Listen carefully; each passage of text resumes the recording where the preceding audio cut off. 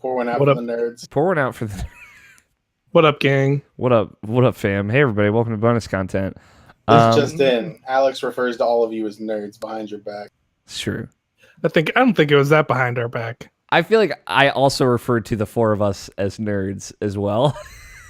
So it's like an equal opportunity nerddom. Hey, I already told you you're not allowed to do that. Yeah, it's true. You're too hooked on hookers and blow to be considered a nerd, Tony. No, I said fucking hookers and blow. I'd like to just think that you're hooked on hanging out with hookers. Just chilling. Just like, chilling. hey, you want to play some Smash? Yeah. My main is Lucario. Yeah, I saw this GIF or like a Twitch clip of I don't remember what streamer it was, but some streamer playing Soul Calibur. Mm-hmm. And the guy had taken, I think it's Voldo is his name, the one who like runs around on his like in reverse. Like, I already know position. It's Voldo. I didn't. I just knew.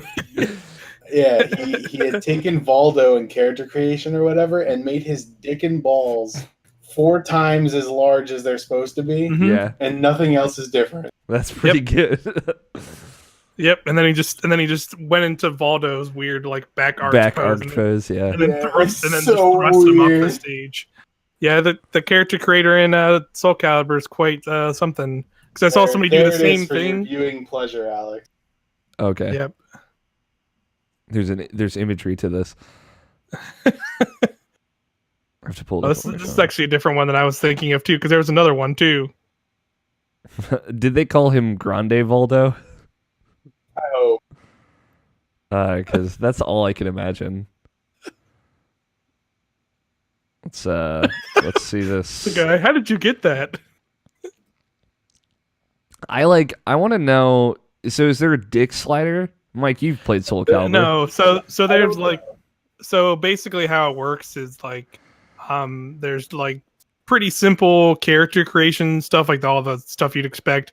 But then there's this other section where you can basically take any kind of objects and other things, like objects in like different kinds of patterns and all kinds of things, and like apply them to the characters. So like what people are doing is just making like a dick shaped like object. Hell and yeah. just like blowing it up on them. Tony, there's another one that was going around Twitter yesterday that was like this same thing, but it was like a lizard man. So it's just like the lizard man from Soul Calibur, just with this massive dick, and it's great.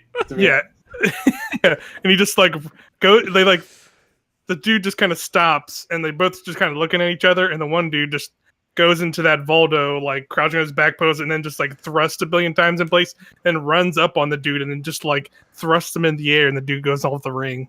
And that's Soul Calibur Online. Yeah, that's Soul Calibur Online. I mean, Tony, what you failed to mention when describing this Voldo with the weird penis is that he was completely chrome as well. Oh yeah, outside of the penis. Yep, he's just got a giant pink dick, and he's chrome. Mike Burgess is here also. I feel like I don't here to talk about Soul Calibur dick creators. Introduction. Hell yeah, it's true. Mr. Podcast Ultimate himself, yeah, Mike Burgess. Here we are. This week's gonna be something, I guess. Well, for that one. Yeah, I'm very excited to talk about nothing and then have a bunch of news announced the day after we record. Yeah, literally the first week of November. It'll be like, hey, here's your Smash Direct, nerds. Yeah. To be fair, then we can record them close to each other like we did those first 2 episodes. That's true. Knock out that November one. Get ready for the post-launch episode. Yeah, I meant to ask that. I was going to ask that this coming weekend in the editorial. If we should do something like that. But let's do that since we're saying it now on this podcast. Yeah, we're committed. That's how we do it here. Yeah, we're doing it. Old school IP land. We say things on the podcast and then we have to do them. Yeah, that just makes us do it. Yeah. I love it. Mike, how's your week been? How's life? It's been generally good. It's work. A lot of work. A lot of weird stuff going on there, but it's been fine. It's our contract went through renegotiations like a week or 2 ago, and like they covered like all basically like the like technical operations of the National Cancer Institute, which is where I work at now. And they did like, I'm in the AV team, and they also did like desktop support and engineering. Those 2 teams got like their contracts got cut. So basically, it's for those people on those teams. It's either you don't have a job, or you can try reapplying for your own job with this new contract that comes in. So it's kind of messed up where the state those people were left in. And basically, to keep our team alive, they split our team in two, because basically one contract, some people were sent onto this new contract, and the other contract is still on that we were on originally, but now it's just like split in half because the government, basically that's the way that works, it weird loopholes in the government, whatever. So that happened, and now somehow it worked out, because now I'm making $2 more an hour than I was before at the start of the end of the month. But it was like it was very cheery 2 weeks prior to us being told we got the contract, because it's like seeing the other two teams basically get laid off, which were much larger teams that kind of handled a lot more than even our team does in some cases, just gone. And all these people lost their jobs, being like, well, this doesn't look great for us, but we're here. Yeah, I mean, you were definitely stressed about it. I'm glad it worked out, though. Yes. Couldn't have worked out better, one might say. Yeah. The weirdest, best possible outcome. Do you have any like cool friends at work? Do you have any nerd friends at work? Kind of, like it's a mixture. Like I would say there's like one guy there I would say he's not much into gaming, but he's more into like movies and anime and stuff, and he'll like talk to me about stuff when it comes to that. But like most of the other guys are more like the normie nerds, I guess, if that like if you get that what I'm saying about there. Football, now that we're in football season. Yeah, like a bunch of fucking dildos. They have all their fucking football leagues and like the fantasy football stuff, and I was like, man, I'm just gonna put my headphones in and tune everything out. For most of my work days. I've never asked you this either, Tony. Do you have like a cool nerd friend at work? No. Do you have any friends at work? Yeah. I am friends with most of the people who work for my place of work. Yeah. Almost all of them, except for like two that I'm not friends with. That you hate because they suck. I don't hate them. I'm just kidding. I would not choose to hang out with them on a midsummer's night. Okay. Because they suck. Yeah. Because they suck. Yeah. Thank you, Scott. Probably suck really well. All right. Okay. Scott, do any nerdy people work at the same place as you? Just Will.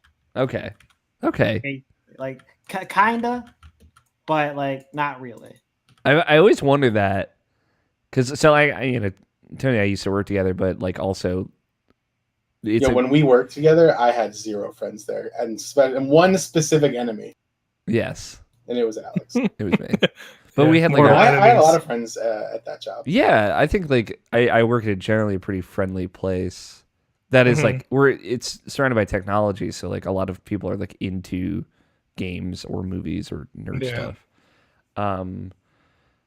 But yeah, I don't know. I've only hung out with people outside of work on occasion. I like you guys know, I don't leave my house at all. So I don't even see friends. Hell yeah. Ever. So and that's just a me problem. That's just an Alex and the old jam. But yeah. I leave my house every day because I'm an adult. Oh man, the days where I don't have to leave my house are the best. Yeah, I kind of feel that too sometimes. It depends on what you do. Like my job is very like, I would say socially exhausting. Because it's a lot. Same, to be honest. Yeah. It fucking sucks. Also same. It's a lot of talking to people. For me though, it's like, I think yours is probably worse than mine, because you're talking to people who you don't know. Where I'm specifically talking to people, like the same people every single day. Yeah. But it's like 40 people that I'm talking to constantly, and it's like a 7-hour stint on the phone for the entire time with these 40 people. Yeah, like I know it sucks that like I am like getting all of my social juices out at work, so like I'm not leaving enough to spend on my friends.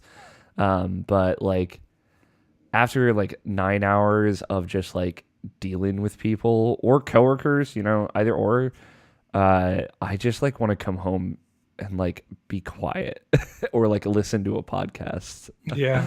And zone 100%. out. So that is like typically the kind of other end of the spectrum. But yeah, I don't know. Like, I'm surrounded by a lot of people that like either like video, like, so one of my coworkers has a complete collection of every physical Wii U game ever. which is pretty impressive.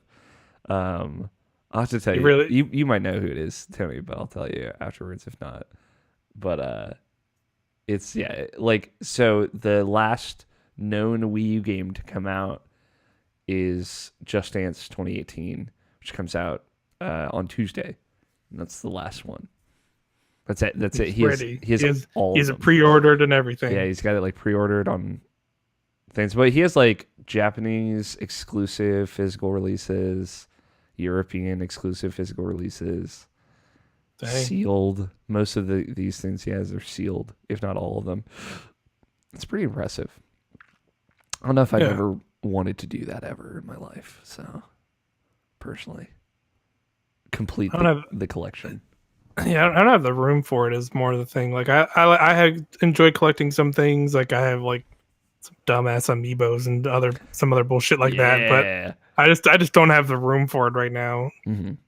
Otherwise, I would have a lot more stuff. It's one of those things. Like I feel like if I would want to have a lot of a thing, it would be like actual like games and CD cases. Mm-hmm. I just prefer the convenience of digital so much more. It's like I have no real affinity for physical games. Mm-hmm. But like I've never loved having like statues and shit. Like I have a handful of amiibo, but they're like some of my favorite things, or like there's a funny story behind. Like I put a bunch of them in my mouth once. That's all you need. That's all you need them for, I guess. Which is really all you need them for. But like, yeah, I'm looking around and I have like some collectible type stuff, but it's just a very small list. It's a short list. Yeah, mine's generally pretty small too. Like you can see my sick posters. Your dope poster, your Super Mario Kart poster. Hell yeah, Link Between World poster. Mm-hmm. I have one that's very similar to that. I have like other smaller like art prints that are actually like nice, but I like don't have, my room is so small. There's like not a nice places to like put them. I forgot. It's just. So I have this Link Between Worlds poster, which is very similar. Hell yeah. So I feel you. I don't know. I think it's just a thing of I got a free poster years ago, and I have a Grand Theft Auto 5 poster that's behind my massive TV because I didn't have that TV at the time. I think I just put it up at the time and just haven't took it down because I don't care. I also got a free Grand Theft Auto 5 poster, and I threw it in the garbage. Hell yeah. Scott knows. Fuck that game. It's true. It's true. We got derailed. Scott, how did your week go? How's life, man? Anything fun happen? Nothing too crazy. No. What'd you do on your Saturday night since we didn't record last week? Did you play video games? I went fucking right back to Wizard of Legend. Nice. Cool. I'm excited to talk about that. Jarrett Green reviewed that for RationalPassions.com. Yeah, it looks pretty cool. Yeah, I've heard good things. Yeah, no, it's very good. Somebody got it before PAX West, I think. I think it was Jarrett. Or no, Jarrett. Well, it came out earlier this year. Never mind. Yeah. I don't know who it was then. Scott White might have gotten it. Yeah, maybe it was Scott. I don't know. Cool. Anything else happen? Getting the shenanigans? Nope. Cool. I respect that. Tony, in the continuing saga of Alex and Tony's spontaneous book club, about an actual book, not a video game. Ooh. I know. Shout out to the IP Video Game Book Club, but not. I want to know where I'm at. Do you want to know where I'm at? Because I'm way deeper than we were last time we talked about this. Hold on. Well, first I'll preface with where I'm at. Yes. I've finished books 1 and 2, Jesus. and I am on chapter 69 of book 3. Nice. Yeah. Uh, Nice. So I'm like 100 hours into this shit. If you're just joining us in our spontaneous book club, Tony started reading and or listening to the Stormlight Archive series of books, and then he got me into it. I'm like Brandon Sanderson, fucking living legend. living legend himself. What does Brandon Sanderson look like? I don't know. He looks like a man. Let's see. Does he have like a big beard? No, he doesn't. He looks like what I would imagine Brandon Sanderson would look like. Although there's like this picture of him and then a picture of like some really old guy. Anyway, this is a good one of him in a cowboy hat. I am like 10 hours now into, or 12 hours into the first book, which I was like 4 into the last time we talked about it. I listened to most of what I was listening to last week, not this past week. I just re-listened to all Systems Goku this week because I live a sad life. But it was a good, nice, quick 20 episode re-listen to that show, which is back on the regular now. So if you want to relive Dragon Ball Z Kai, I highly recommend All Systems Goku. It's a great podcast. There was this whole plot that was new that happened, Tony. There's like Dalinar, the guy named Dalinar. He showed up. He had a son. He has a son. They fought a giant crab monster in a chasm. It was the whole thing, Tony, and I didn't have anyone to talk to about it. I looked up a lot of pictures of a chasm fiend. Yeah. That thing seems cool. There's official source material on what those look like, so I bet you the pictures that you found are pretty accurate. Okay. I like the idea of like fantasy monsters that are very bug-like.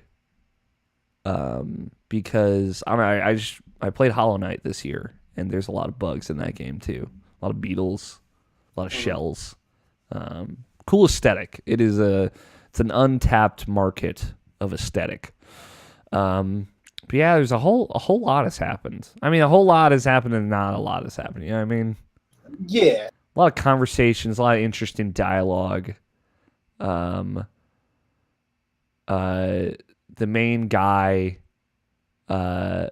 he's like really set on this bridge business now. Uh-huh.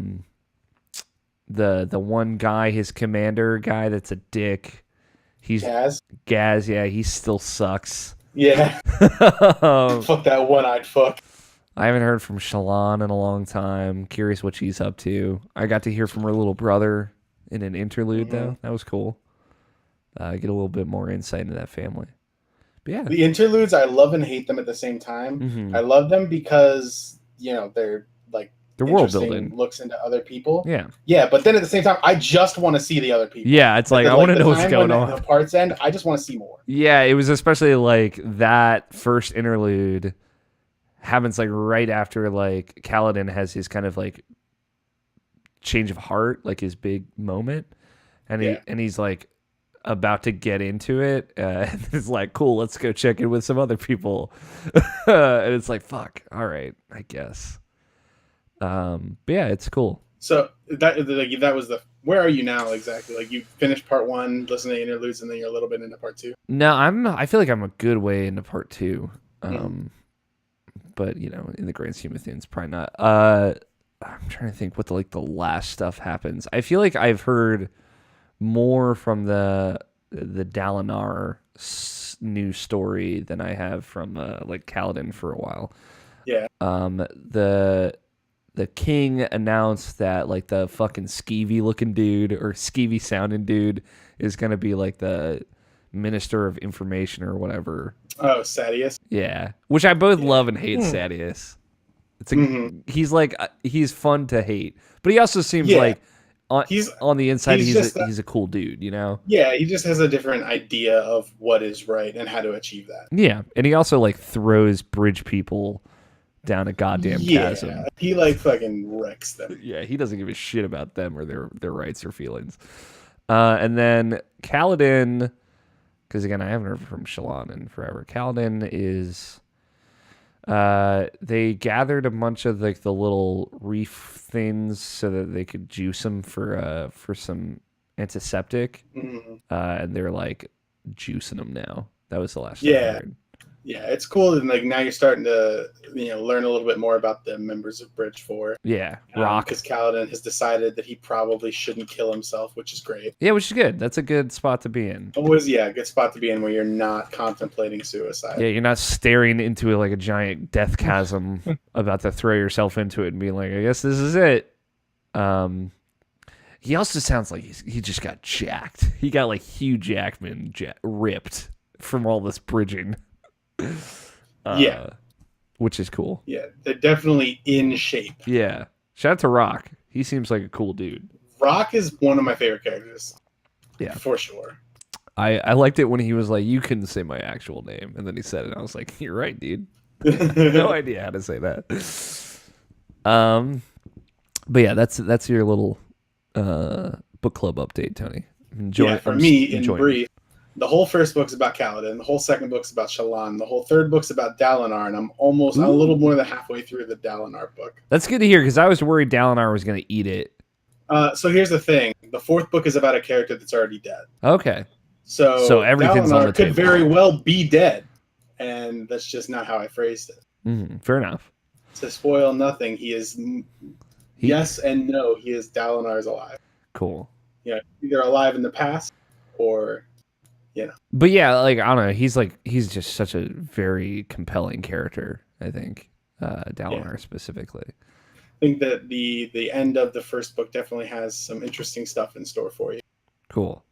But to know that there's kind of like a story focused on him or even his past, like I want to know.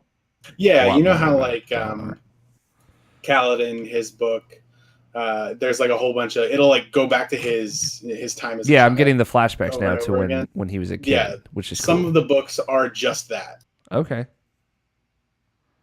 Interesting. Cool. Yeah, after you finish reading these books, well, the ones that are available, I'd definitely love for you to check out the King Killer Chronicles, Tony, if you're down. Book for book, I think you would get a lot out of those too.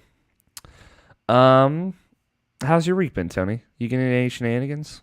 Yeah, it was all right. I had a bunch of work to do, so I did that, and I pretty much spent the entire time that I wasn't at work playing Black Ops 4, which is great. And watching League of Legends. Oh my god. Which has been today was fucking insane for the League of Legends World Tournament.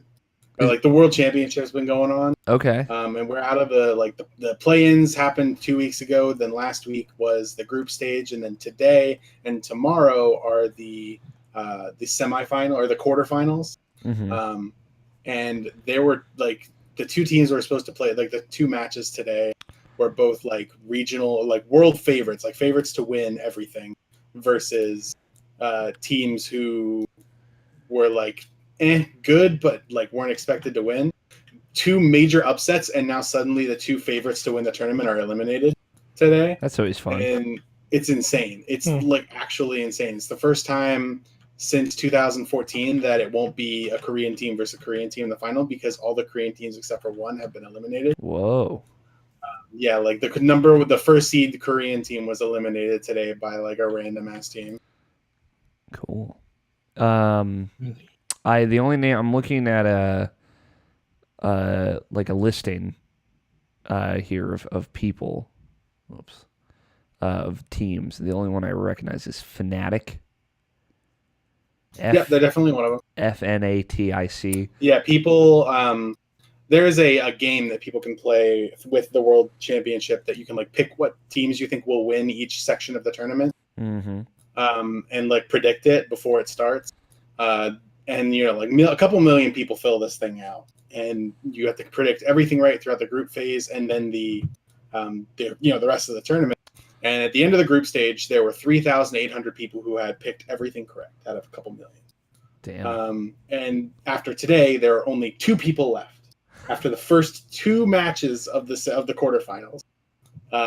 So it'll be interesting to see if any of those hold true. And the 2 people who are left both predicted that Fnatic would win everything. Okay. So We'll who knows, see. right? Yeah, we'll see. But tomorrow is the other half of the semifinals with the last North American team and the last European team set to play against a Chinese team and a Korean team. Mm-hmm. So we'll see. It's crazy. Like, I guess these World Championships started on October 1st, and they go until November 5th, which is pretty buck wild. That is a long championship. That's like some sports shit right there. Yeah. Like the definitely. World Cup felt like it went on forever and ever and ever and ever and ever. I like went on a cruise. I like left the country, and I was like, cool, the World Cup's got to be over when I get back. And it was still going on. And everyone was like obsessed with it on the ship, off the ship, before I left, when I got back. And like I think it went on for like 3 weeks after I got back. I was like, what the fuck is happening? Am I stuck in a World Cup, like, never-ending nightmare? It's true. World Cup is a never-ending nightmare. That's cool though, Tony. A friend of the show and personal friend of mine, Logan Moore, who will be at our Extra Life, he wrote a review for League of Legends this last week on DualShockers.com. And his tweet when he sent this out was, this is how dark my obsession has gone. And I was like, man, this is a fucked up deep rabbit hole. But he said that him and I should play sometime. So if I get on if I get on the leagues, man, I'll hit you up. Hell yeah. I wonder if I can still get into my old League of Legends account. You can. Okay. You might not have your name anymore if someone ever tried to take it from you, but I doubt it. Yeah, I don't think anyone's going for Alphighter 27. Unless they knew. Just me. Just me. Yeah, just Mike. You fuck.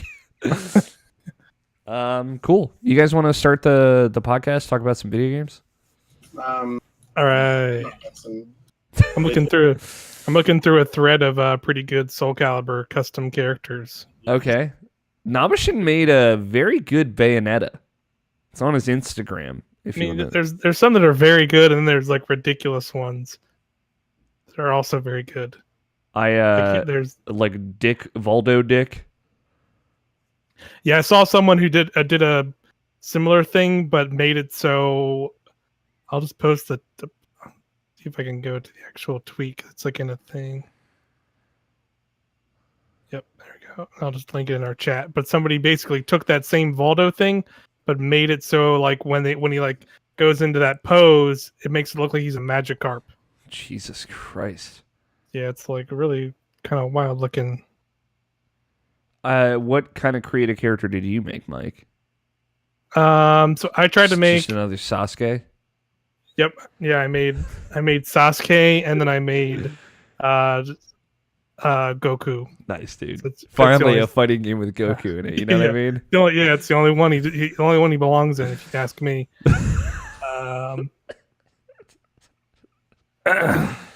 I'm waiting for this fucking. Oh, there it is. There we go. Took me a second. You're good. Jeez, sorry. Oh my god. What the fuck? That's like. That's really good. That's really good. It's like he's got this like the crown on his dick area. Yeah, and his put knees, like eyes on his leg. Yeah, his knees have the mouth. So like when he hits that pose, he looks like a splashing Magikarp. Man, that's really good. And is he fighting Spider-Man? Yep. Yeah, that's just Spider-Man, by the way. That's also just like a very glistening Spider-Man. I was like, is that Spider-Man? Yeah, just Spider-Man hanging out. Great. Here you want to see some Disney characters? Oh yeah. Where's Elsa? Well, it's Mickey, Minnie, and Goofy. Here we go. My cat is purring very loud. Oh my god, this Mickey Mouse is. Yeah, his face makes me very uncomfortable. Yeah, it does. Yep. The Goofy one is pretty good once you get onto it too. Okay. All right. All right, here's Minnie. Here we go. This goofy one is all right. Yeah, that's Goofy, what all right. that's what I like. Oh my god. Pretty good. Um, So basically, I need to play more of that video game this weekend. Yeah. Is what this is telling me. we're gonna maybe we should make an extra life segment out of making a Making a character, a very just dumb take character. directions from the chat. Yeah. The chat made character. People can donate. We can add another dumb dick to the character. How many dicks? We'll see. It's for the kids, you know. It's all for charity. Hashtag dicks for kids. Dicks for kids. All right, let's start recording. You guys ready with the audacities or whatever the fuck you're using? I got it. Microphone check. But dicks for kids. That's really bad. Dicks for kids is really bad. Yep. My cat is freaking out. Scott, Tony, you ready? Gus, He just bit me. fucking chill. Chill, Gus. Don't bite me. Mikey, good? Yeah, I'm ready when you are. Cool. On one, you know how this. You remember how this works, Mike. You've only done it once. I always forget. You've only been on IP once, so. It's true. It does feel like an eternity, though. It's true. Every single episode. 5 to 1 on one. We hit record. 5, 4, 3, 2, 1. I should give you and the other IP people the FTP. Like we have a files sharing server in the website, and we could maybe use it to share stuff. Just maybe, Yeah, it might actually be good for sharing video files, but that would be useful. I don't know how much storage we have. I think we have plenty. I think we have 100 gigabytes of storage. You might have a lot of video files from a certain video series I'm making right now. Yeah. Maybe we can tease that out. Tease a little bit here in the podcast. We'll see. Probably could. We could probably do that. It's still, it's close enough. Yeah, it's coming out, what, 2 weeks? I think so. I think First week in November is the plan, right? I'll have enough episodes together by then, I'm pretty sure. Can you guys believe it's October 20th? No. I feel like it was October 1st, like last week. I feel like it was like August 1st last week. Yeah, now Red Dead comes out on Friday. It's like... It feels to me like it's about August or October 20th. Listen, Tony. Sorry, we're not on your level. Actually, hold on. Give me one before we actually start the podcast. Also, so full disclosure, the live chat, it's like on YouTube where we are live currently. It's like it says like live chat is disabled for this event, and I don't know why. If you're watching live, I just got there. It was Nicole's in there. Okay, is there chat there? Yeah, I have it. Okay, it says for me the chat is disabled for this live stream. Right, let me try. Wow, it sounds like you're just making excuses. I was just trying to say. Oh, there it is. Okay, I got it. Hello there, Alex. Such a hater. Fake news. World Cup is great. That's right. Nicole's one of the people that kept talking to me about the World Cup. And I was like, I don't fucking. Sports are dumb. It's like those fantasy football teams. It's not just sports. It's the World Cup. Yeah, that's the spirit, Scott. Because you got to deal with all the bandwagoners. Yeah. And which are also the sports people. Yeah. And it's like, it's football. I'm making up the bet for this week. I'm very excited. You'd think we would do the Red Dead, the big popular game releasing this week. Nah, fuck that. Absolutely not. How many hours? No. How many hours will Alex put in Kingdom Hearts 3? I was gonna make another bad joke about hours, but how many work week hours will Alex make the Irrational Passions writing team go through? How many more hours will Alex make Mike play Destiny 2? Yeah, how many more 100-hour weeks will Alex make Mike put in Destiny 2? That's not funny. God damn it. Although the shit Jarrett was saying in our Slack was very funny. It was just hurting me deep in the inside. Touch deep, real deep. Yeah. It cut me deep. I'll have to send you guys some screenshots because I know Was it you'll love it, Tony. Hashtag deep. It was hashtag deep. Look at this fucking cat. There he is. What do you fucking want, you weirdo? Look at you licking the air. That's Oh my it. fucking god. He's such a weird cat. How? I actually don't know the answer to this, and I'm not planning on looking it up. Great. I mean, I will when None we of us will settle either, the so. bet. Yeah.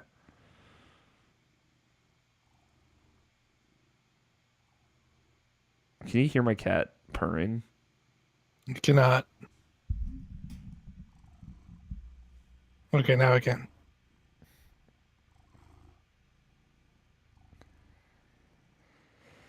This is actually a good one. Finally, one good bet in all of the bad bets. All right. That's done. All right, let's do this. What day Are is we it? gonna fucking do this? We're going to fucking do this. It is Saturday, October 20th, 2018, and you are listening to the Irrational Passions podcast. I'm your host, Alex O'Neill, and joining me this week, as always, we have Scott Guthier. Yep. Tony Horvath.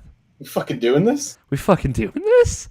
And we are down one Brian Nobishan Jackson this week. In his stead, video producer of IrrationalPod.com, Mike Burgess is here. What up, demons? What's up, demons? It's me. Yeah, Yeah, boy. You here to pull your devil trigger? No, you don't get. That's a classic Vine and tweet. You here to Please pull your please podcast keep- trigger? Please, please pull my podcast trigger. I'm ready. It's Irrational Passions podcast. Episode 398. Colon the one where Alex still isn't caught up on editing the podcast, and I'm sorry. I'm still sorry. Live show, only show. Which one of the which is the most recent canonical Irrational Passions podcast? 396. 397 is not out. All right, that's not that bad. It's not that bad, but we didn't end up recording last week. Took the Right. week off. Still didn't get that show out. I have, as a make good, I have a bonus episode that I'm going to release that Namish and I recorded Whoa. in September after he finished Final Fantasy VII. Him and I sat down and did like a debrief and talked about his experience with it. And basically, I filled in the gaps of the stuff that he missed in that game because he did kind of have to rush through it to satisfy a bet. So I'm gonna put that out probably the same week I put out 397 and this, hopefully. So I just want to kind of cut that out at the very top of the show, talk about it, get it out of the way. Elephant in the room for me and no one else. But we got a great show planned for all of you regardless. We took last week off, recharged. Nobshin's not here. I'm not sure. He's got a lot of stuff going on in his on the personal life part of things. But it's that time. It's October 20th somehow, and I got to tell y'all about Extra Life. Just to start seeding it, we're gonna have probably, my hope is before the beginning of November, our info page will be up. We're not going to have a schedule or anything figured out until like the week of.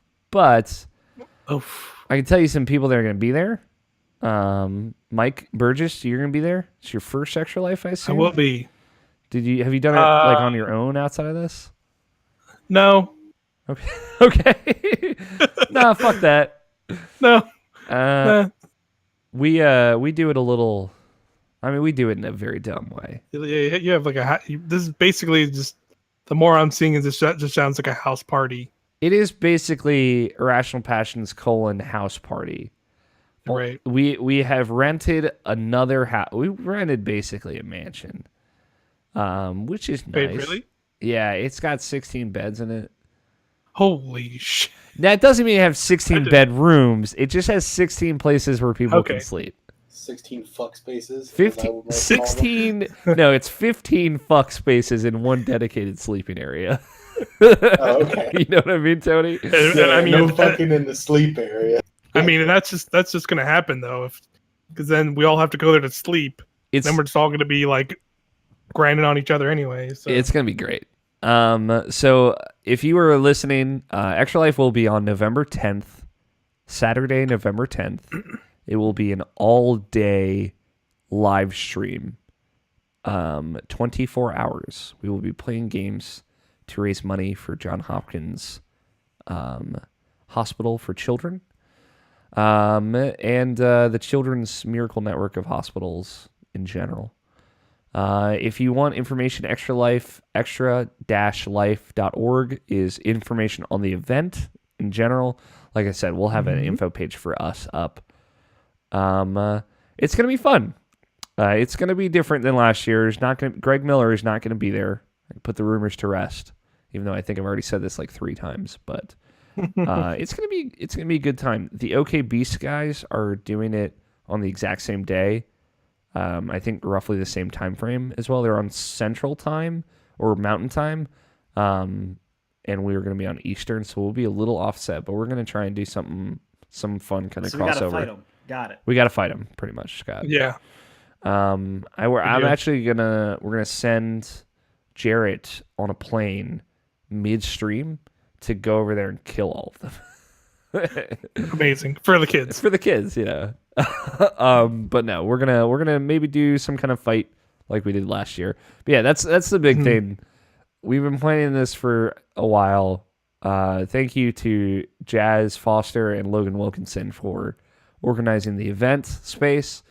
That has been completely them. I had nothing to do with it, and they've been wonderful and amazing in regards as far as like trying to take some stress off my shoulders. That being said, I'm still very stressed out. But we got some fun guests coming. I don't necessarily want to announce all of them quite yet, but Logan Moore, who I mentioned in our bonus content, he'll be there. From DualShockers.com. Yay. Mike will be there. Jarrett will be there. All the IP folks will be there. Nomishin will be there. He'll be ready to hug, I hope. No hugging. No hugging allowed. Okay, got it. Yeah. Yeah, it's going to be fun. Only for the kids and for the donations. We got to figure out, Scott, like a hot pepper thing to do. Cause... What? No, I told you. There's got to be here that we have to put the rest. Okay. So like we can do something else. We can do something else. That's right. But it's not. It's got nothing to do with spice and hot. Okay. Yeah, we were gonna do the numbing peppers. That could be fun. Those could be fun. That's a good workaround. Because I feel like people are gonna be less afraid to do it, to not do it. What are numbing peppers? They're like what is... like you like chew on them and then you spit them out and they like make your whole mouth numb and like make you drool a lot. Greg Miller did a hot pepper gaming with them once. No, not Greg Miller. Aaron Hansen did from Game Rooms. Boy. Because like wasn't that one like fucking awful too? He hated it. He fucking thought it was terrible. But he basically, I don't remember the game he had to review. I think it was like Metal Gear Solid 5. But like he wanted to keep doing hot pepper gaming, but he physically couldn't because of the ghost peppers that he ate permanently damaged his intestines. So they were like, "Cool, we'll figure something out for you to do." and they gave him those numbing peppers, and it's fucking real good. It's a lot of Aaron yelling, "This is so weird," through that video, and it's very good. So yeah, we'll figure something out. But yeah, we're gonna do some dumb stuff. If you missed it, we have archives of all of our different Extra Life bits from last year. I've been promised that there will be some kind of pizza abomination made. Oh yeah, I'm excited about the candy corn. It is. Oh boy. There might be a candy corn pizza and the candy cane pizza. It was good though. Might be the thing of this year. That sounds great. Melting candy canes onto a pizza. Roger Picorni has promised results. I'm not one to deny a man his magnum opus. So it's true. He's building to it though. This can't be it. Yeah. I am when it's garbage. I appreciate your defiance, Scott. Somebody's got to be the Rock. That's true. Stuff that happened on IrrationalPassions.com this last week. These last 2 weeks. Quite a few episodes of input. Now that they are no longer like exclusively weekly, they're just dropping that shit left and right. Episode on this episode is titled "Updates or Fun Episodes."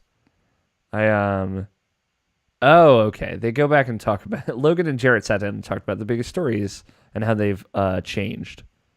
So the stories that they went back and touched base on were the Fortnite crossplay conversation, which obviously has changed since Sony's opened those floodgates. Riot workplace harassment and the Telltale Games closure, all of which are stories that have developed even further since Input originally covered them. Input, great podcast. You should listen to it. They did an input about this whole Rockstar labor discussion. And I thought they had a really good conversation about that specifically. A new article read is up. If you're unfamiliar, we have a new podcast feed called Irrational Passions Presents for different new kinds of things that we're experimenting with. One of those is Quentin Hoffman's project, reading some of our best articles and then having a conversation about them. The one that went out this last week was about Kratos, the literary device, which is an article that Jarrett wrote earlier this year that is, I think, phenomenal. And him and Logan Wilkinson sat down and had a great conversation about it. And the first episode of Video Game Book Club Dead Space 2 is up. Oh, man. Oh, yeah. You want to know something, Mike? So we recorded the second episode of that this week. And I totally forgot that I have to start thinking about next month's game. Yep. Let me see if I can. Game. Yeah, I'll narrow down some options, and then I'll throw them out. We have that document. You probably wrote some video games. I do. I remember some of the things in there. There's a couple that I wanted to do, but going off the 2 games that we've done so far, like we did Batman and then Dead Space 2, maybe something a little less actiony might be fun. Switch it up. Sure. But yeah, Dead Space is good. Yeah. I'm like constantly surprised at how much that game like holds up mechanically, I think. Yeah. It's that thing of like you can tell it's from that era of video games, but it's still like I'm still enjoying this regardless of the very clear like everything's sectioned off and I'm going up elevators to go between the loading screen and all that weird stuff. But it's a lot of fun. Yeah, it's very like now you mention it, like I guess I you don't notice that as much, I think, in Dead Space 2. Like I think they do a good job of like making the levels feel kind of organic, or at least I didn't.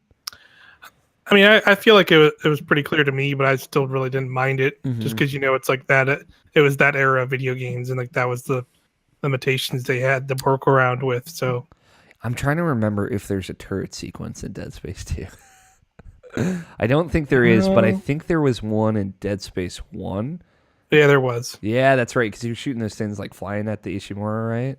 Yeah, you're shooting like meteors and weird stuff. Turret sequences, man. I don't think there was in 2, from what I can remember. But yeah, Mike Scott White and I are playing Dead Space 2. You can play along with us for October. It's fun. Spoopy games, whatnot.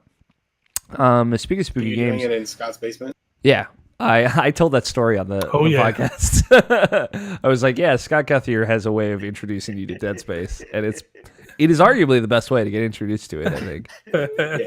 But yeah, I mean, like, as someone who didn't like horror games, Scott did that with me, and then I like had to play Dead Space, so it worked out. I mean, I still don't like horror games. Dead Space is just really good. Dead Space is very good. Yeah. Speaking of spooky games, Mike, what have you been up to in October?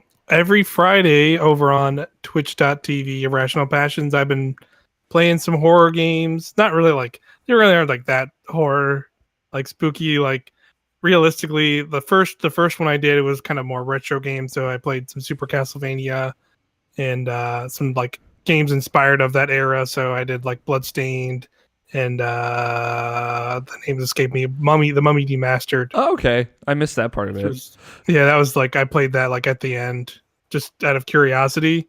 That was actually really cool. But last Friday, I played Transference, and that was kind of not great. But I That was played fun. it. Yeah. I played a video game that day, and then last night I started playing through the original Resident Evil, which I never played before.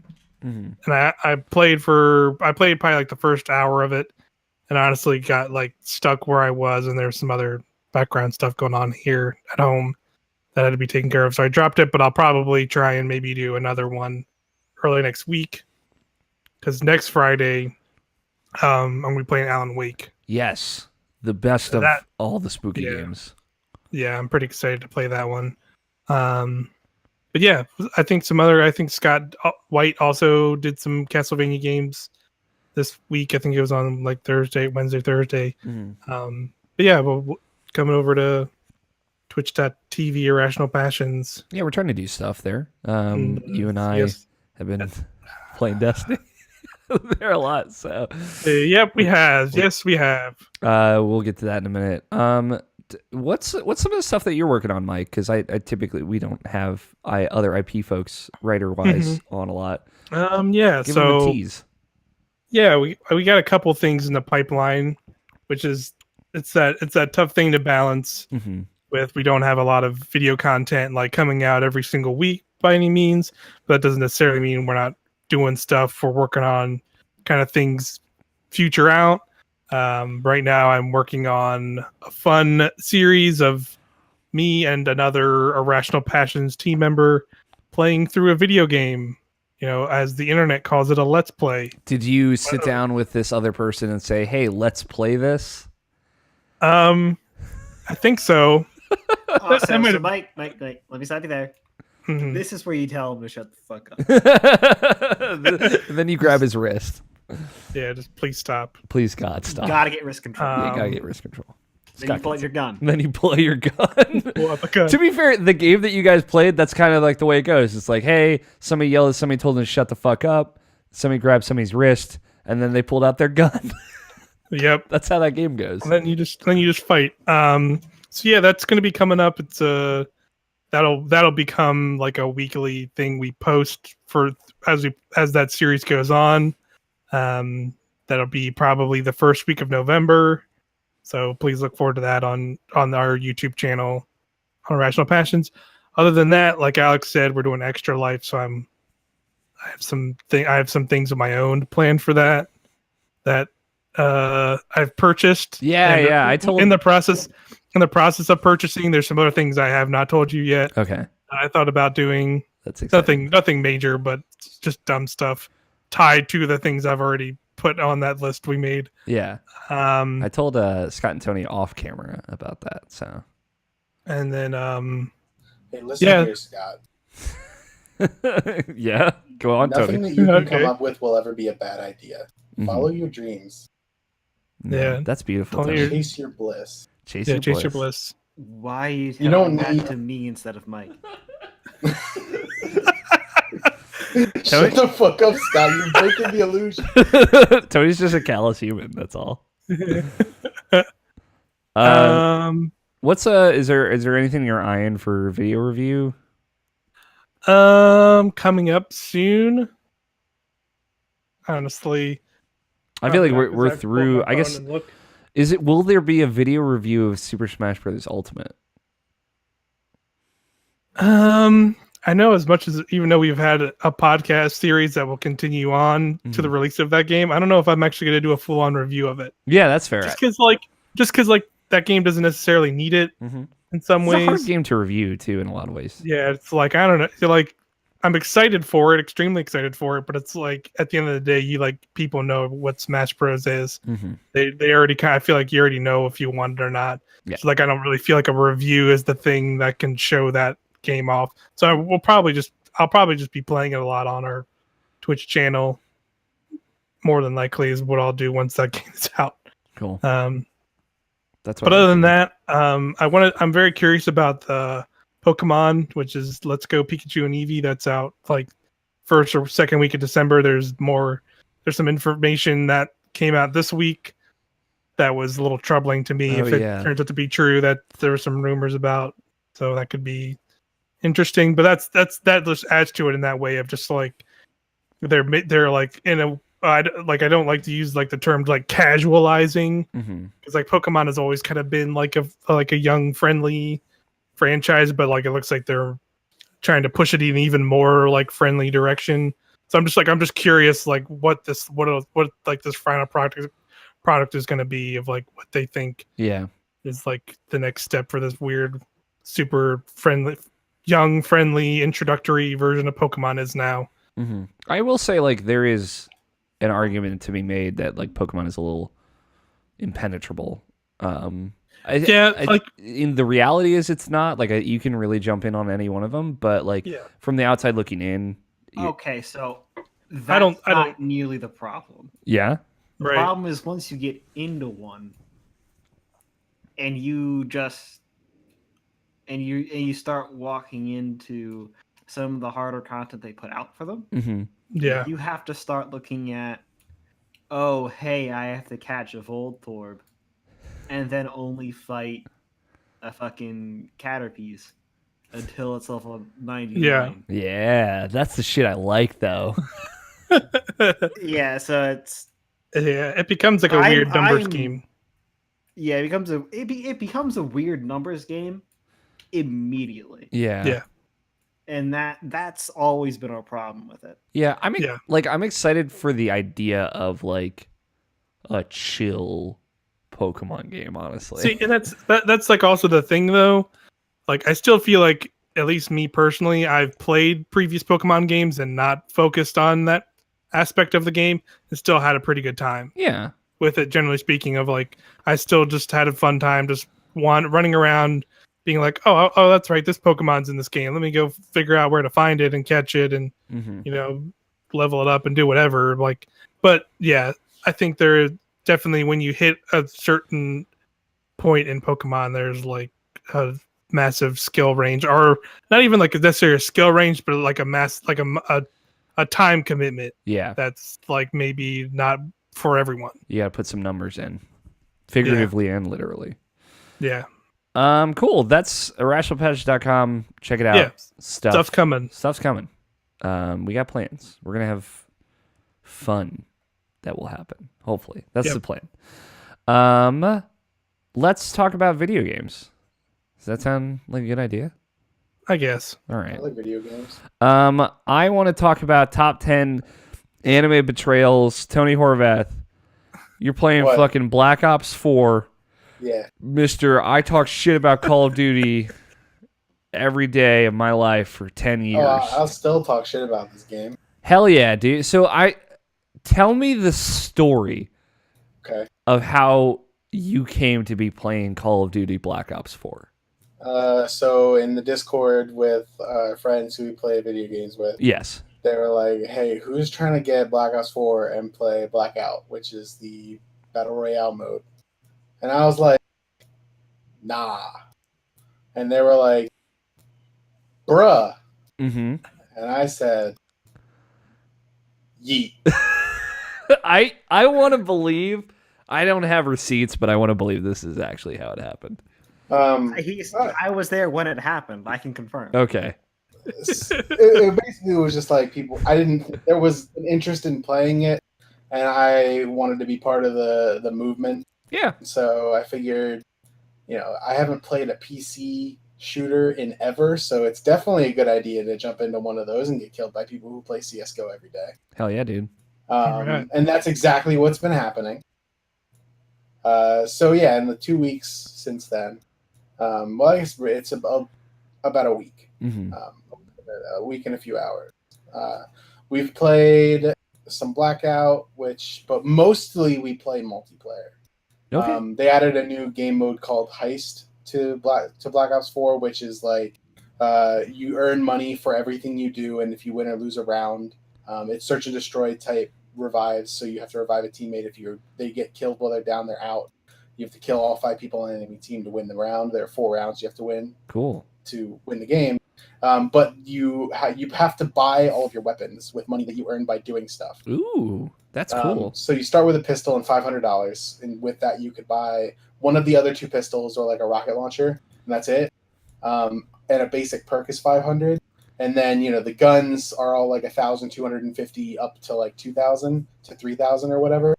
And then each of them have upgrade tiers. Like the first upgrade tier for pretty much every gun is the scope for it. Mm-hmm. So you go through rounds and you buy stuff, and you use that to kill your opponents. That's mostly what we play.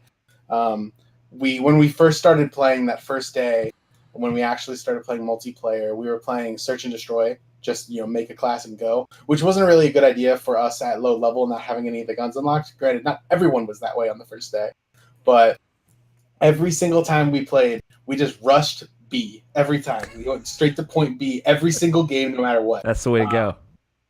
And so we formed the clan IGOB. So before all of our names, it says in all capital letters IGOB and then our tag or whatever. So that's awesome. We're clan I Go B, and we started losing a lot more domination games after that. Yeah, I bet. Search and Destroy games after that. Though there's been a popular assumption that like people will be like trying to figure out what you are, because it's weird, because when you see another group of people who all have the same clan tag when you're playing Black Ops, people immediately assume you're way better than everybody else because you're playing together. Yeah, which is fair. You have comms, but we're not that good. At least I'm not that good. Mm-hmm. But anyway, so yeah, it's funny because people will try and guess what the name is, and some people get it. And then other people are like, "What does this mean? Is it short for I gobble cocks?" And stuff like that. So yeah, it's a good time. That sounds like anyway, just to further the point. Mm-hmm. For a while, since in Black Ops they have this very like sophisticated, not really sophisticated, but there's a lot of customization you can do with your emblem. And there's this big editor for like making an emblem. It's not very easy to use, kind of on purpose, I think, but it is usable in that people can make pretty much anything you want into an emblem. So we all just took the letter B and put it on a black background in a giant red font. So it's 5 people will join your lobby with the clan tag IGOB with a black emblem that has a big ass B on it. That's pretty good. And then one of us has like at the top it says big ass in smaller letters, so there's this big ass B. Then another one is like the red B on a black background, but there's like the bless up symbol behind it in white. It's pretty good. I respect this. So yeah, we're clan I Go B, and we always go B. Question. Yeah. This kind of like backtracking a lot here. In Search and Destroy, which is one of my favorite game modes in Call of Duty. Yeah. Do people go down and you can pick them back up? Yep. Yeah. If you get shot too much, you go down with 5 HP. And you're kind of like, it's the same as getting downed in any other shooting game. Because that's new to Call of Duty just in general. Yeah, you get downed and then your teammates can revive you. That's cool. I think Search and Destroy could benefit from that. This heist mode sounds cool too. Yeah, heist is basically all we play at this point. I messed around with the hardcore stuff, and the time to kill is literally 1 bullet on any gun. Yeah, pretty much. So like, it's funny because you're walking around with like an assault rifle, and you shoot at somebody, and the first bullet that hits them kills them, and you get the 1-shot 1-kill medal. Nice. So it's interesting for sure. Yeah. But that's a lot of fun. We've been playing a lot of the zombies too. Mm-hmm. I think the zombies are fun to learn like how the maps work. Yeah. But then you get to a point where it's like, okay, we're gonna spend 10 to 12 rounds getting everything set up, and then for the next 2 hours we're going to have no challenge because we're already set up, and just kind of go for getting stuff going and getting to the rounds that are actually hard. And then 2.5 hours later, you get to round 40, assuming no one on your team has disconnected, which has happened. Of course. Yeah, the connection issues are always a thing. Mm-hmm. Then it's kind of a challenge. So I'm not playing that much anymore because it's kind of annoying when that happens, and it's like wasting so much time. Yeah. So we'll do it as like a means to get warmed up for multiplayer. Because, like, man, if you're not ready to go when you jump into multiplayer, you're going to get fucked. Some fucker out there is ready to go. He's been living for this moment his whole life. I honestly playing that, right? Like, because I'm not gonna front. I am trash, like actual trash at this game. After like 12 hours of playing this game, my KDR or like EKIA ratio is 0.76. So we're doing well. I get a kill 1 every 3 out of 4 lives. That's pretty good, honestly. Well, in a mode where it's 1 life and then you lose the round. Yeah. I'll take that, man. Whatever. Yeah. Fuck the haters. So I don't know. Like, I have fun, but I'm not good by any means. The other people who we're playing with have been playing a lot of like PC shooters, and the only one I ever played is Destiny, and I was pretty good at it. But Destiny's so different. Yeah, it's a totally different vibe.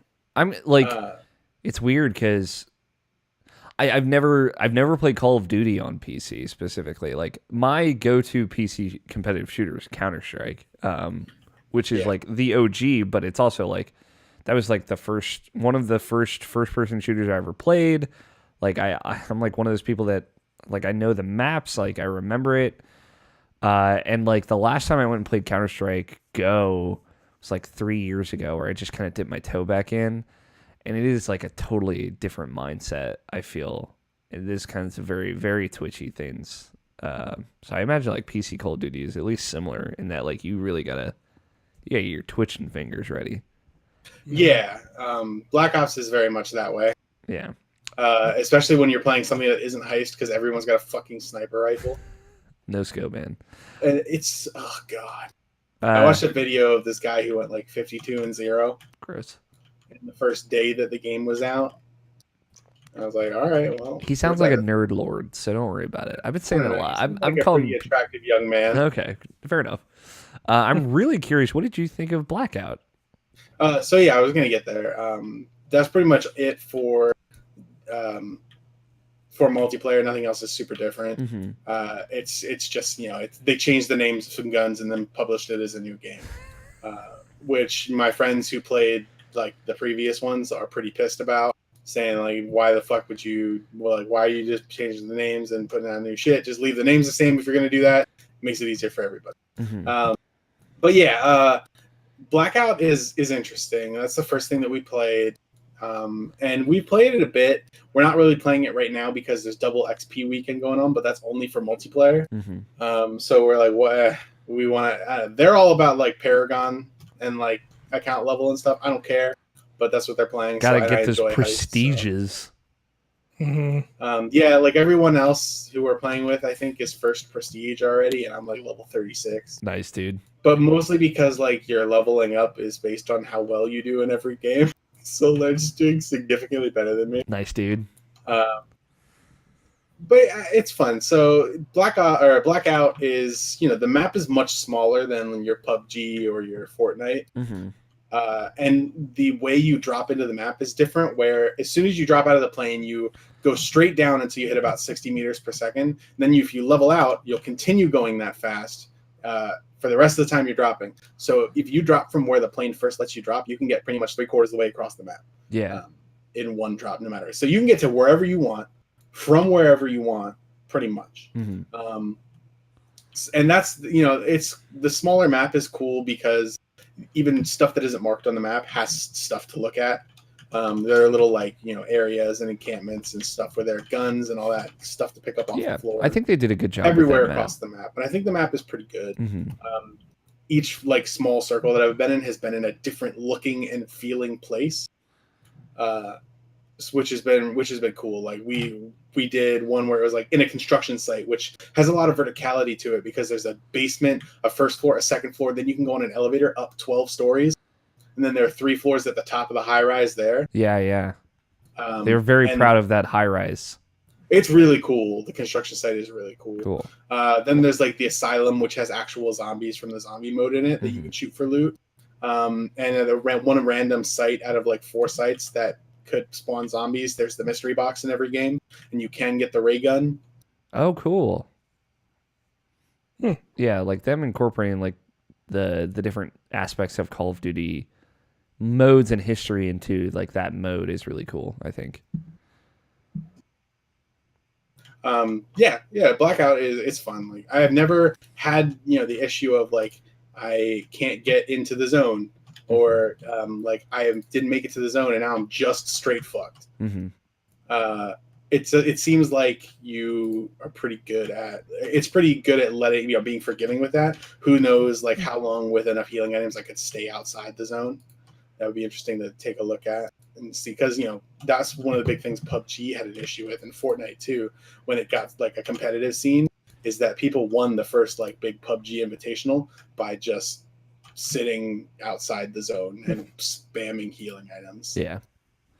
But otherwise, yeah, it's fun. We every once in a while we'll play a game. Cool. That's good to hear that you're enjoying it at least. What was the last Call of Duty game that you played?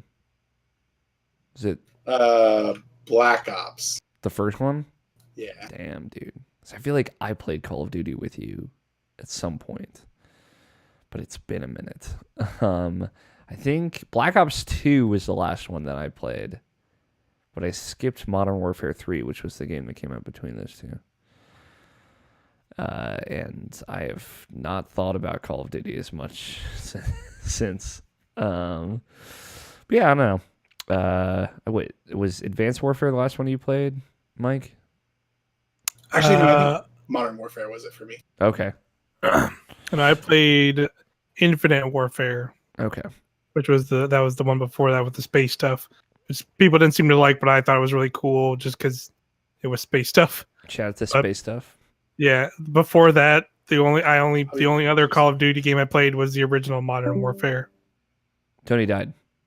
Rest in peace. Rip the dream. All right, cool. It didn't mess up the orientation of the stream. I think he said he'd be right back. But I was gonna say something. I lost my train of thought completely. I was gonna ask Scott, do you know if Tony played any other video games? Oh, Tony, you're back. Yeah, I'm back. Tony, did you play any other video games? Well, I was gonna talk about zombies for a minute. Oh yeah, hit me with it. There's a new map, but I'm kind of disappointed in the new map. They're all new maps, right? To be fair, yeah, I think there's a new like concept to zombies. Like, one of the maps is kind of older, but then there's this like new concept map that's like puts you back in gladiatorial times and stuff, and the whole look and feels. Oh yeah, that's I remember like the CG trailer for that. Yeah, and it's a bit disappointing, that mode, to be honest, because of one really imbalanced item. Yeah. Which is the shield, which there's a whole quest you have to go through to put the shield together. You have to find like all the pieces and then put them together on the workbench you have to find. Oh, cool. And then you can get the shield, and everybody can get it on your team. But you can literally just stand with your back against a wall and spam left click to like melee with your knife through the shield, and you will never die, and it one-shots everything all the way up through floor 40. Nice, dude. And as far as I can tell, after floor 40, they still can never break the shield, so you can just stand there and click, no matter how many zombies are attacking you, if you put your back to a corner, and never die. That sounds all right. It sounds broken, but yes, it was. Yeah. So it was funny because we played a bunch of rounds and it seemed pretty easy. Ix, which is the new Coliseum mode, and there's a lot of cool shit going on that map, and I think it's one of the better designed maps for Call of Duty Zombies. Okay. That I've seen, at least. I think of the three that are in here that I have seen in Black Ops 4, the Ix is the best designed one. The other close second would be the fucking the cruise ship. Yes. Which is pretty cool. Okay. But I like Ix the best. But yeah, that whole thing with the shield really fucking sucks. I really like the stuff. I guess like what you'd call the zombie mode it's kind of like a roguelike, right? Like yeah, I guess. I guess it's not very random. You have a very specific objectives to complete. And once you do that, you get advantages, and then you're using it to fight off an endless horde of Zambos. Yeah, I really like the exploration and like you're unlocking abilities and items and I think as you go through those maps. The maps are my favorite part about zombies, mm-hmm. And especially with something like that shield that everybody will use because it's so strong. Once you understand how the maps work, a lot of the fun of that mode is gone, and it's mostly just shooting AIs for 3 hours while stuff goes on. Is there an ending to zombies? Is there like a wave that's the fun there's wave? Like an Easter egg boss fight apparently that you can do, but I haven't been active with the people of our group who are still playing zombies enough to see it. Because I remember one of the zombies maps in Black Ops 2 had an ending. Like you could. Yeah, I think it does. So, but I don't know how to accomplish that. Okay. So it's certainly possible, and I think that it is built in there, but I don't know how one would go about completing that. Cool. Well, hopefully we'll hear updates. Yeah. I'm glad you're having a generally positive experience with it. I know, like, yeah, I think it's fun. The problem is I'm trash. Yeah, which is, and I don't think that skill gap is going to fill itself in anytime soon. Because it feels like most of the people who I'm playing against have been playing PC shooters for a very long time, and their aim is really good, while my aim is actual garbage. Hell yeah, dude! I love that though. I love that self-awareness. Yeah, embrace it, own it. Cool. Have you been playing anything else? Yeah, so I played some League of Legends. Jesus fucking Christ! Here we go. And well, the end of the season for ranked is coming up pretty soon. Yeah. At the end of like a month from now, I think the ranked season ends a little bit after the World Championship ends, and season rewards come out at the end of every season if you get into gold or higher, which is like the top 10% of the server. So I was gold earlier this season, and then I like duoed with people a bunch, and I dropped down to like silver 1 0 LP, which is like just about to demote back to silver 2. So I was like, fuck this, getting back to gold. I want my end of season rewards. So I started solo queuing, which I hadn't like seriously tried to solo queue and win games in ranked. Like I'd play games and like, try and win, obviously, but I hadn't like gone for like going and like, hey, I'm gonna go on a win streak here and get back to where I'm supposed to be. So anyway, I went into it with like a mindset of I gotta win, like I gotta get these done, and so I can get here by the end of this time limit. And it took significantly less time than I expected it to. I played probably 12 games, won 10 of them, and catapulted myself back up into gold, which is nice. And I'm not going to touch ranked anymore pretty much until the end of the season. Lock it in, man. Got to lock that rank in. Next year, I'm going to shoot for much higher. You're going to go hard on League of Legends. You're going to start. The whole ranking system is changing. Getting the Cheeto like auto feed system going in, and yeah, pretty much. Yeah. But yeah, I was playing my Dragon Boy. Oh yeah, Aurelian Soul. Yeah, I have like an 80% win rate in ranked with him now. I like Aurelian Soul. I think I would just want to chill with him. Best champion in League of Legends. Cool. By far. Cool. He's got balls.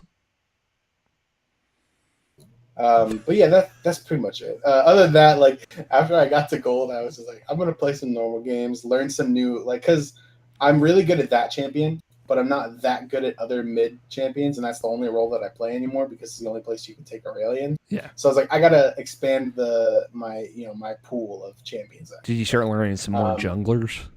No, I don't play jungle anymore. How to do that? I haven't been in the jungle in years. Yeah, I don't know. There's weeds in there. Not that kind of weed. Damn it. But I don't know. I've got a couple that I could play. If I ever like autofill jungler, I could play a couple junglers. But like I've got like 2 mid laners that I was good at. So I was like, I'm gonna take some time and learn a couple new ones. That's what I did last time I got to gold, because I got to gold by playing jungle and support, which I don't want to play support really. I'm pretty good at it, but I don't like playing it. And I like jungle enough, but I like mid much more. So once I got to gold last time, I was like, I'm just gonna spam mid and learn how to play this weird ass Star Dragon, and that's what I did. So now that I'm back into gold, I've got time before the next season starts next year. I'm basically like hard focusing on learning like 4 or 5 more champions to the extent that I can play them as well as Aurelian Soul. So that's basically what I've been doing since then, is just spamming random ass mid champions and hoping that I can get better with them. Hell yeah.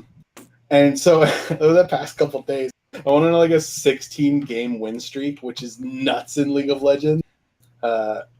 Typically, like you'll win like 2 to 4 games, and then you'll lose a couple. When you typically hover around a 50% win ratio. But anyway, I won 16 in a row. Damn. And then I lost.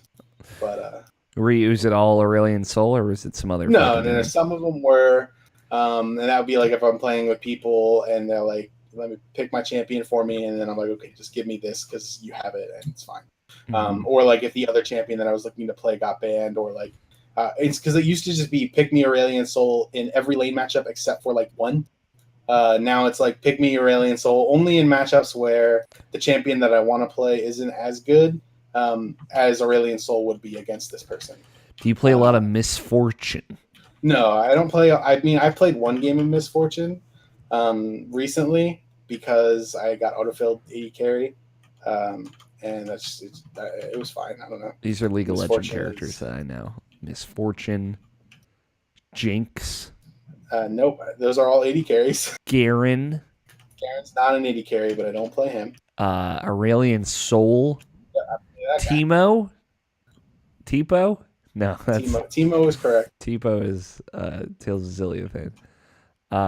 And a character from Kronk's New Groove. Fuck yeah.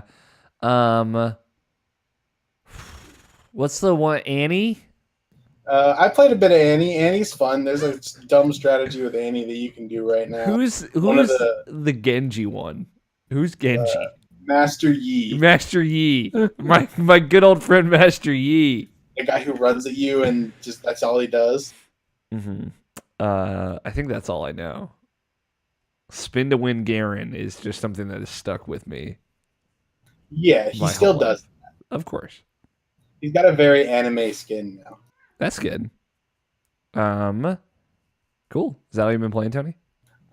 That's pretty much it. Michael. Hi. This is your exit interview on Destiny 2.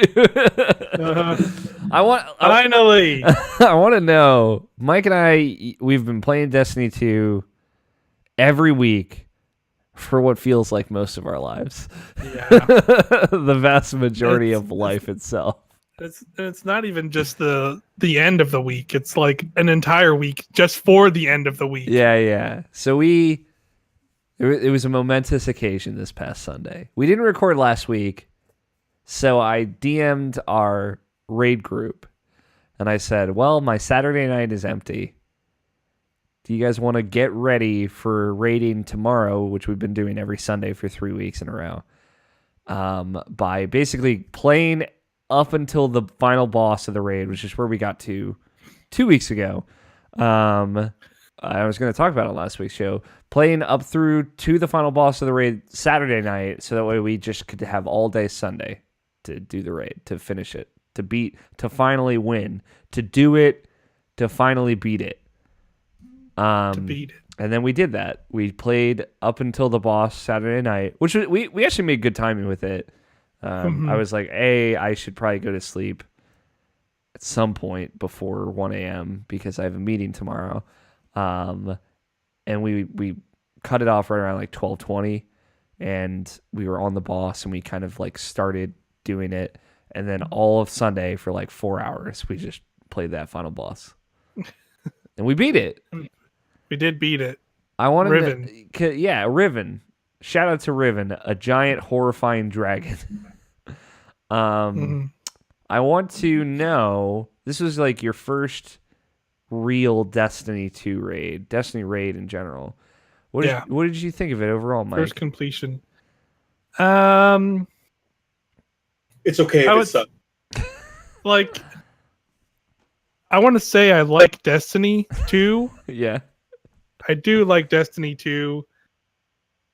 And I like the things we did in the raid. Mm-hmm. But I think all of the, looking back at like all of the things we had to do to get to those points, I still don't feel like it was completely earned.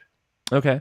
If you ask me personally, like there's a lot of times when I was playing Destiny 2, in the lead up and like getting on when the reset happened, like doing my dailies, that there was a lot of times where I did not feel like my time personally was being respected, was not being respected in a lot of ways.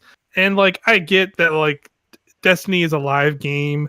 This it's feeding it. It's trying to be this like,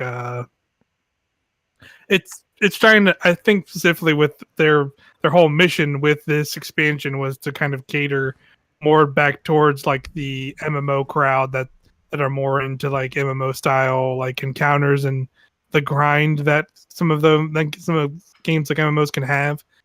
I think there was more drawn towards those guys, and that's totally fine if they're into that. But that's just, I feel like there's still better ways they could have had the whole lead up and like everything you're actually trying to grind for to just get your number higher to do this encounter. Because it wasn't feeling like my number being higher was not the thing that made me feel like I was suddenly having a good time doing this raid. Like I could have been any fucking number and had a good time doing that raid. Yes, but also at the same time, you could not have been any number and had fun doing the raid. Yeah. Because if your number was too low, you wouldn't have ever killed anything ever. Yeah.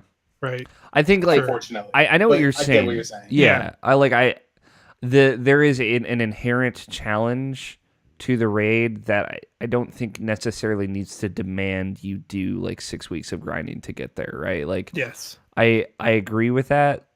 It's always been like this boggling thing with Destiny. Like ever since like Tony and I first did King's Fall, of like, well, you got to do that. Like you got to grind it out in order to play this piece of content. And right. And like it's I understand both sides of it. Like yes, like me too. And yeah, me too. I just think there are better avenues for both sides. Mm-hmm. Like I think there's ways they can have, which they're already starting to kind of do, of like having more of these not necessarily full on raid like experiences outside of like the raid they have. Yeah. And they're starting to make it have like a more seamless kind of lead up to it. Mm-hmm. But I feel like with this one specifically with Forsaken, I liked all the content, like all like the single player, all through the campaign, going to the Dreaming City and like finding all the secrets in the Dreaming City. But then you just kind of like see all that stuff and then you just kind of hit the stop. Yeah. It's like, all right, now you have to like grind up 60, 70 level power to like just have even a chance of participating in this raid, or like, you know, even like barely getting through some of these encounters. And I know there's some players that are very much into that aspect of it, but I think they still could have making like different, maybe like slightly easier or more like versions of the raid that maybe you could like ease people into to like, just be able to see the content. Mm-hmm. I think would still be fine. Like I think if they did something that was like, hey, if you want to just see the content, there's a way for you. But if you want the true full-on raid experience, you want to grind and you want to get up the level and see like a bigger version of it, a more challenging version of it, there like you can still do that. Yeah. Like I think there's ways they can do that in the future that would be more fun instead of just because I think just how it is now is why I'm so just like so burnt out on it. Yeah, it's because I had to like dedicate so much of my free time, which is I don't have a lot of, specifically to trying to be ready and play the raid through Destiny, and I just it just it's a lot. Feel great by this point. Yeah, I mean, like it's a thing because we joked about it. Like there are archives of our raid attempts and our completion that will hopefully all be on YouTube by the time you hear this. But like we joked in those last two attempts where like we hit the sufficient power, so we kind of stopped grinding on the outside of the raids.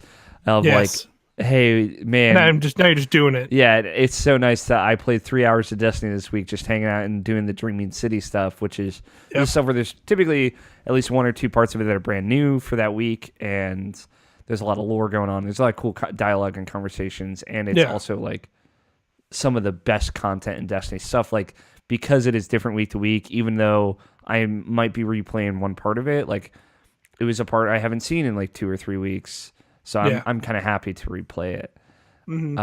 So like when we were just doing that, like we were both having a much better experience.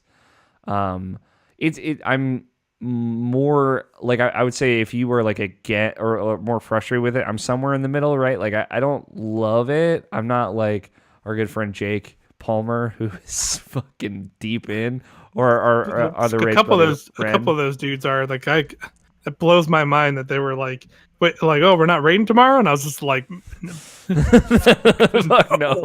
sorry. Where like I like they liked dedicating that time, and they just like playing Destiny, and it is one of the things where I ultimately I really like playing Destiny, and it's one, me too. It's one of like 2 games I actually play with people. Like last week or 2 weeks ago, Tony and I got to play together after we finished recording the podcast, and it was like, oh man, like I really like playing Destiny with Tony. Like this is a thing that we, you know, when the last time I played Destiny was then, right? Yeah.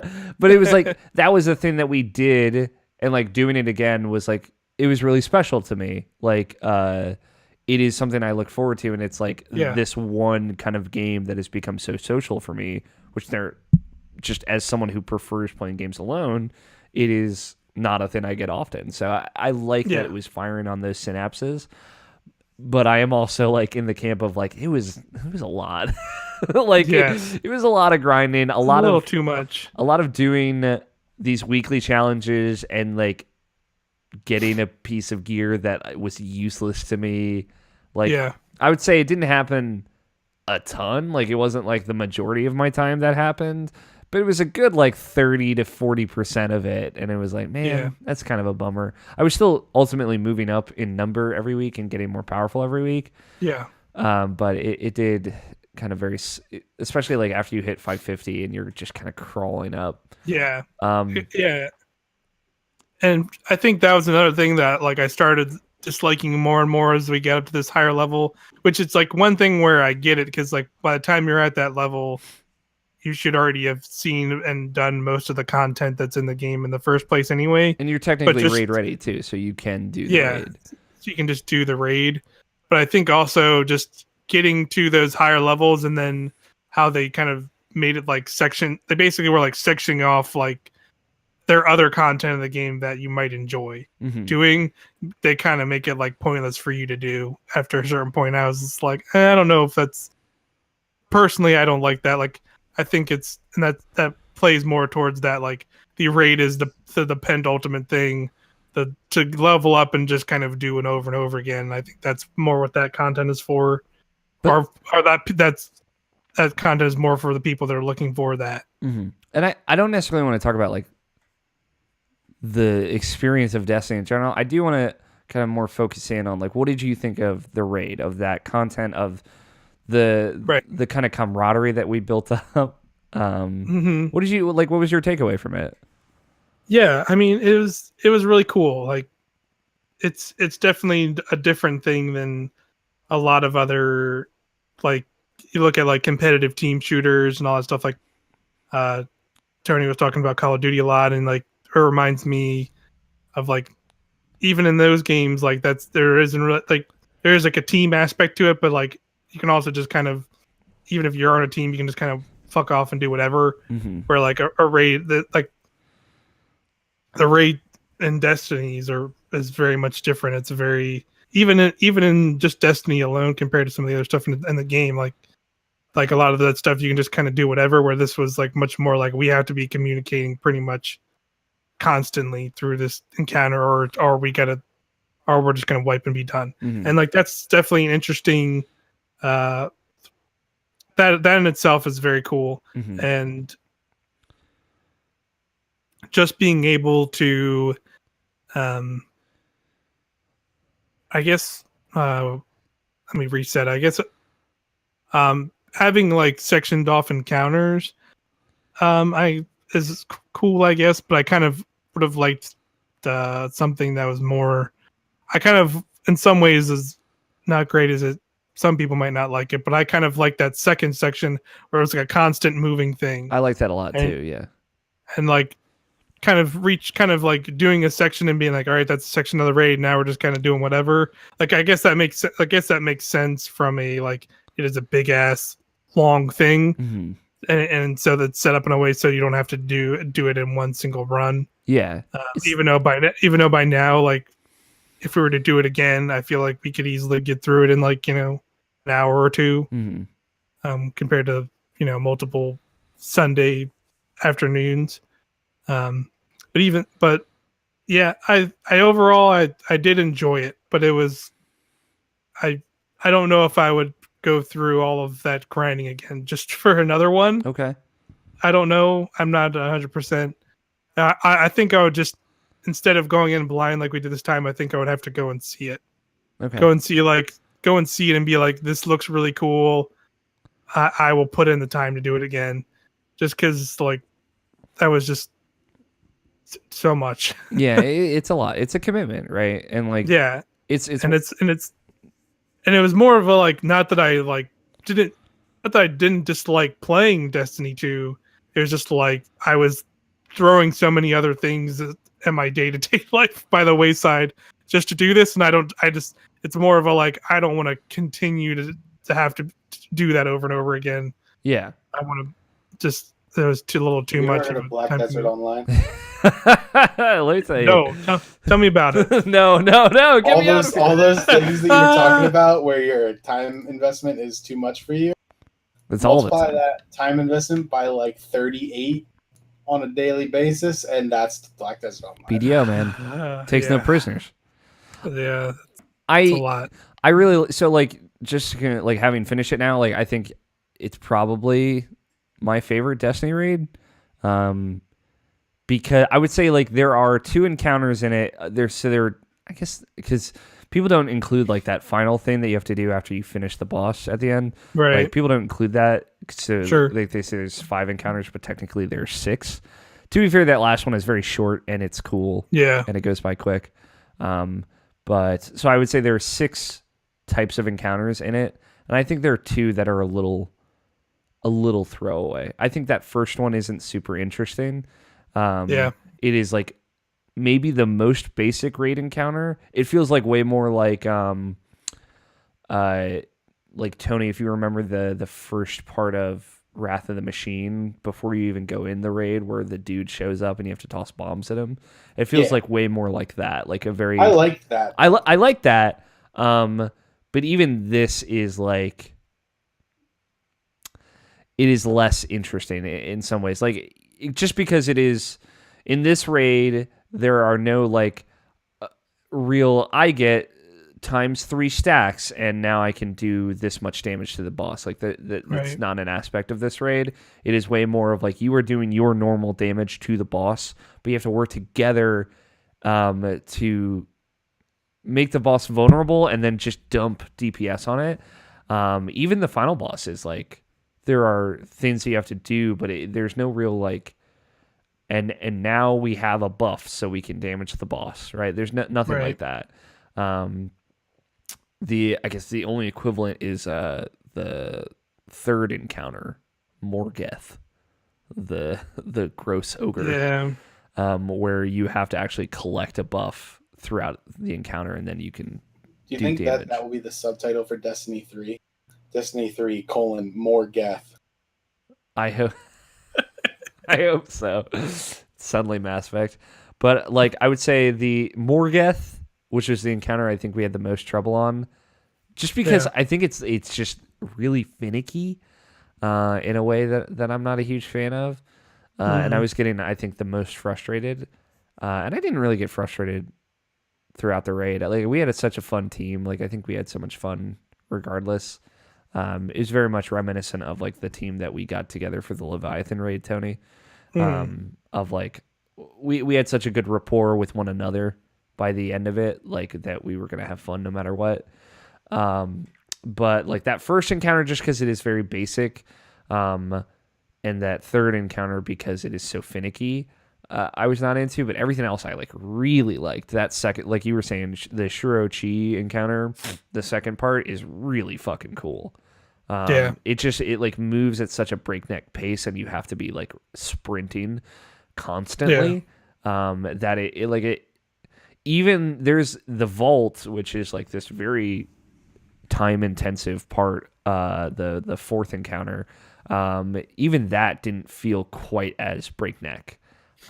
Because that Shuro Chi encounter, you are going up like a spiral, and you're going all the way to the top, and you don't stop. It's really cool. Yeah, there are specific moments where you have to kind of like stand on these platforms to move on, but you all told, that's like 40 seconds, and like you're moving pretty much every other moment. So it was really cool. Yeah. And then the vault, I think, is a really, really cool encounter. The fact that we kind of figured it out, or like, we knew what to do, but the fact that we like nailed it so quickly on our third try was really cool too. It was pretty nice. It was like a very like, oh man, we invested all this time learning these other encounters, but also like learning each other and getting good at communicating with one another, and it paid off in this encounter. And as man, that fucking last encounter is the most buck wild shit like I've ever seen. Like the final boss is so crazy. Like what the game asks you to do in that part it's really cool. It's really fucking cool. Like I don't know if they will even be able to make a boss fight that is cooler than that.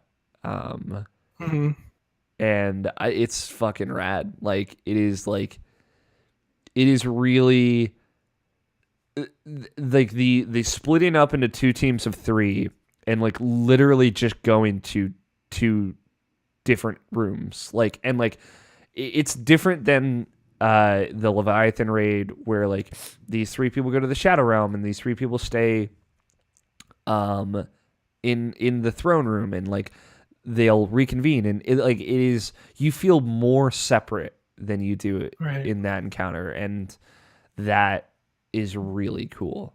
I fucking love the Destiny community's like consensus to use the phrase Shadow Realm. Yeah, it's so good. It's so good. Because like, what else would you call it?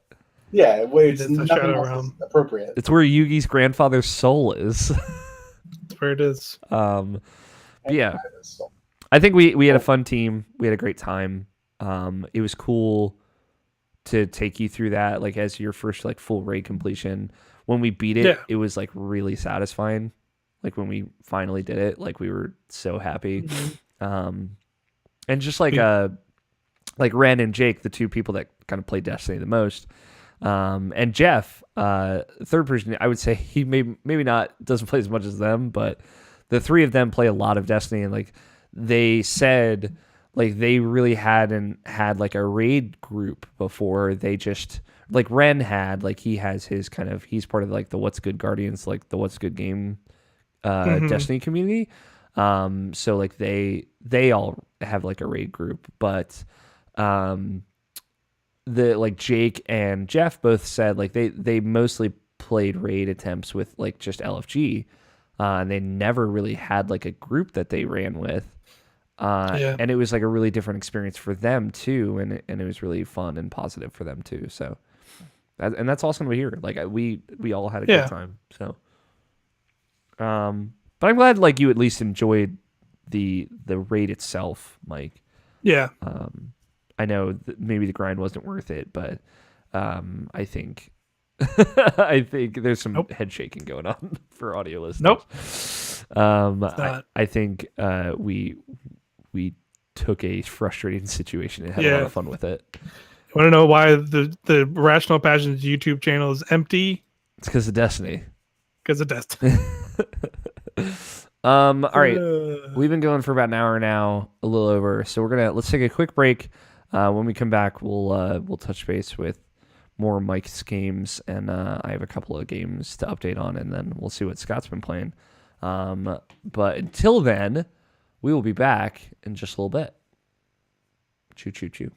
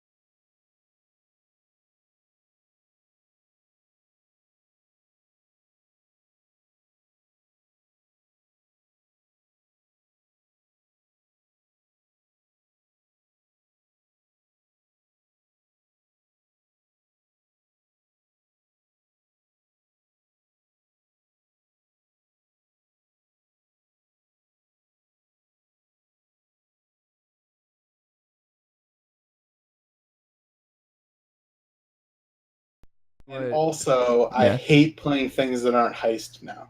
Got And it. I remember why we all started playing heist. Is it because a bunch of we're It's live because, again? But it's because Right. the rest of everyone playing the game and all the other modes just spam snipers. It's fucking Hacksaws. annoying. You just run around and gets fucking wrecked by a headshot. Is there bow and arrow in Black Ops 4?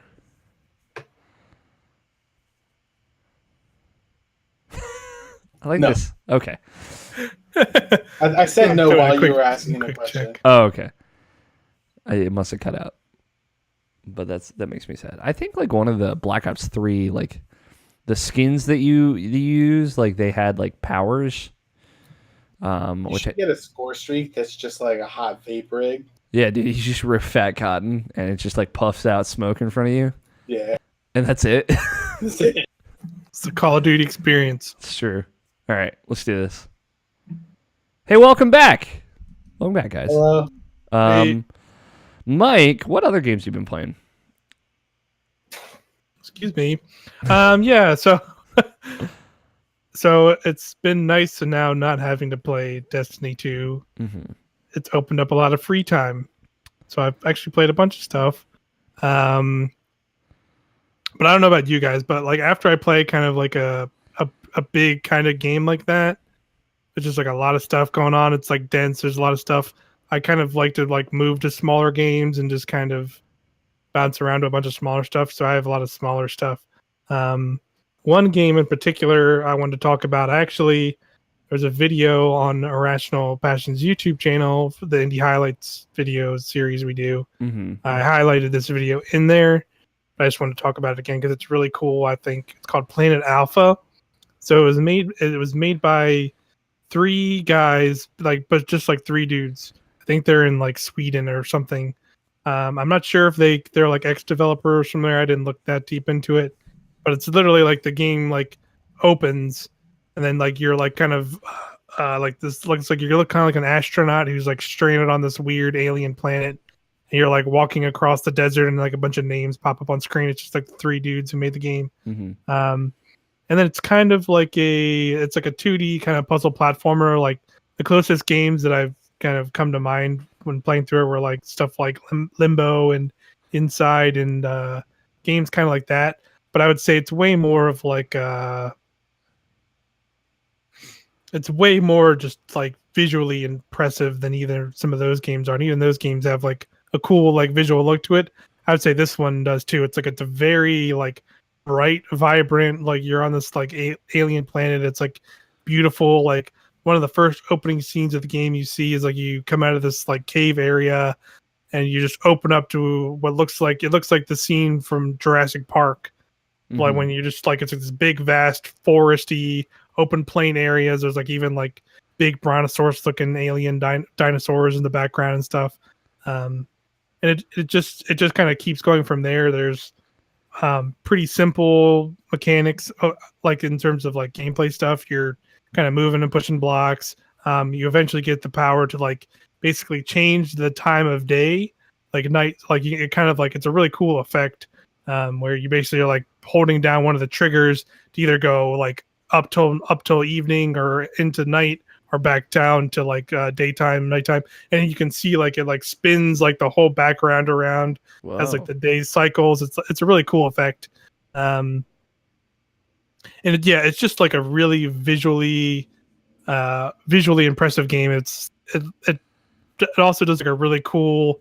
It has a really cool uses of like it being 2D, but also like having like a cool depth to it, like where stuff will kind of be in front of like where you're moving or behind you, and really cool and interesting ways. Like you'll be like walking through like a big, you're like walking like straight through a 2D space, but you'll be like in this big massive like plains area with like a whole bunch of stuff in the background and stuff in the foreground. It's just like a really cool visual style to it that I had a lot of fun with. The only downside I would have is it doesn't have a platinum trophy on PS4. Garbage. So if you're into that kind of stuff, it does not have that, unfortunately. It's basically trash. Why would you bring this here, fake, Mike? It's a fake game. I'm sorry. Fake I'm game. sorry, but I believe you just brought up the only true game. So there you go. Yeah, the only real video game. Finally, that's the only real one. It twists on itself. That was cool. I was looking at some screenshots where you're talking about it. It's very very lush. Yeah, it's very lush. It goes through some different areas. Like you have like a kind of volcanic area and some like underground ruin areas later in the game that look really cool still.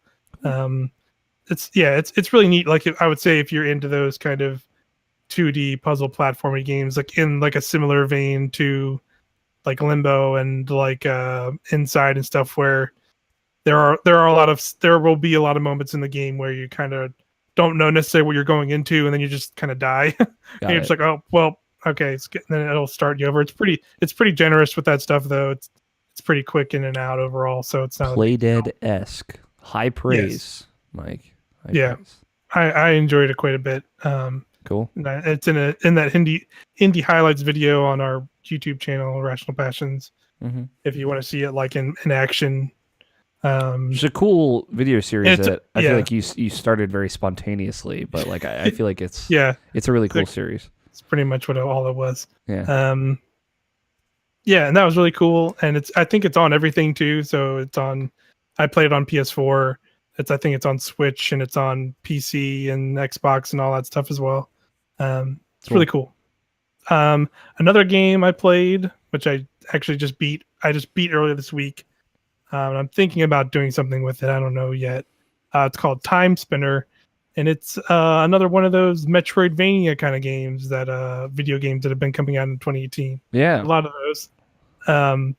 This one, I would say, there's a spectrum to them. It is basically on the dot that is Castlevania, specifically Castlevania Symphony of the Night. Like all the menus are like 100% the menus from Castlevania Symphony of the Night. It has like a leveling up, like somewhat like RPG light system, like you're getting equipment and all that stuff. You don't have the weapon in the game isn't like a whip though. You have basically these orbs that spin around you that you can equip to at any time. And you also get a familiar, which is like a little animal buddy that'll follow you around. And there's like different ones. Like I got like a little dragon dude who like attacks dudes for you, and I got like a fairy that heals me. So that's basically like your two like main attack things you're doing. Mm-hmm. You do there's like a big story around it that's kind of it's more like story focused than I would say some other Metroidvanias are. It's basically about this clan of people who are like in control of time itself, more or less. Cool. But they're like a sacred group, but they're actually like wiped out at the start of the game, and you're kind of like this daughter of like the tribe leader who's like basically going through the initiation. The last remaining time spinner, would you say? Yeah. Yes, the last remaining one, and she's kind of flung into this different time period, and can't fully return yet. But she's basically sort of on a revenge mission against the people that wiped out her clan. Do you have a dopey little dragon buddy? Yeah, that's what I was saying. That's one of the little familiars you get. Nice. So like, there's a couple different ones. Like there's the little dragon one's the first one you get, and he like just like flies up and attacks dudes while you're fighting them. There's like a little fairy that you also get that'll like breathe fire. The dragon will like is like the main one though, because he kind of like he's part of the story. Yeah, he's part of the story, and he's like particularly like will like pop out at certain moments and talk to the main character. Shit. But I'm watching a trailer now. It looks really good. Yeah, it's really cool. It's also another thing to point out. It was done mostly by a single developer from the get go. It was similar if you also heard of Iconoclast that came out earlier this year. It's kind of similar to that where this dude started on his own like years ago working on this, and then eventually like went to like Kickstarter, or it might have went to like I don't know if it's Kickstarter, it might have been a different Indiegogo. Yeah, if that's one of those campaign funding things, and went there and then started like got a couple extra people on to actually finish it. That came out. It's really cool. It's very much in the vein of those Castlevania games. That's cool. Or it's more on that side, like and like even not even necessarily just Castlevania. It's also like PS1 era, like 2D kind of action platformer games. Like there's definitely some like Mega Man X in there too.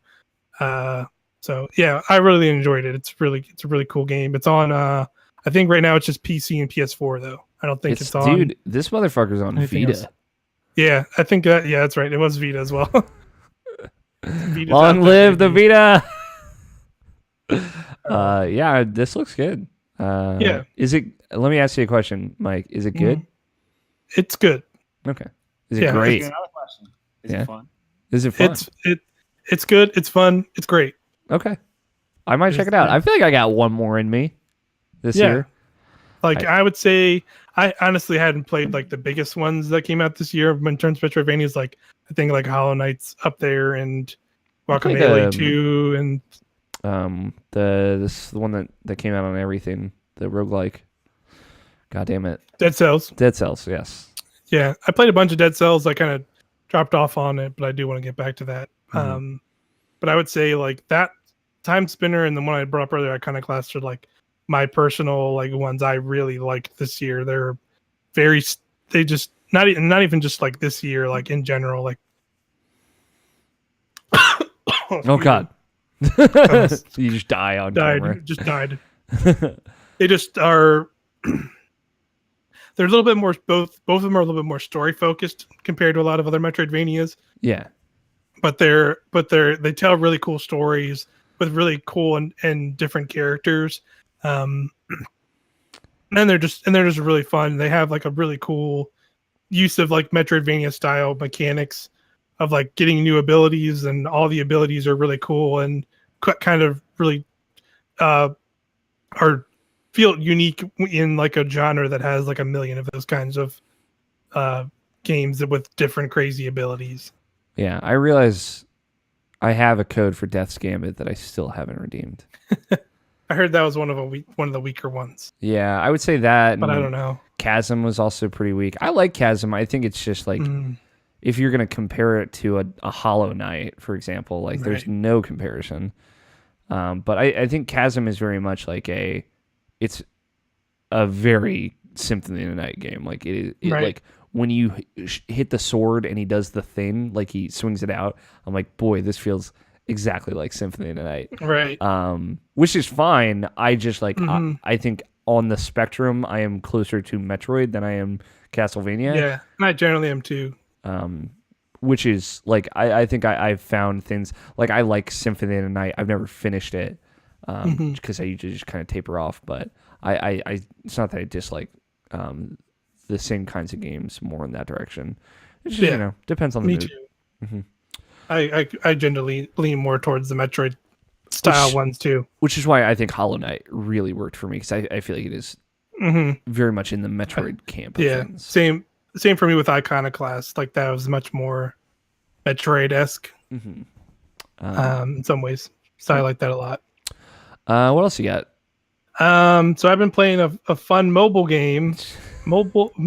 video game. Tony perks his ears up. Called Dragalia Lost. Honestly, it was not. I wasn't thinking it was like nothing too special. But this week they just did like a Halloween event, and it's like actually like a cool event.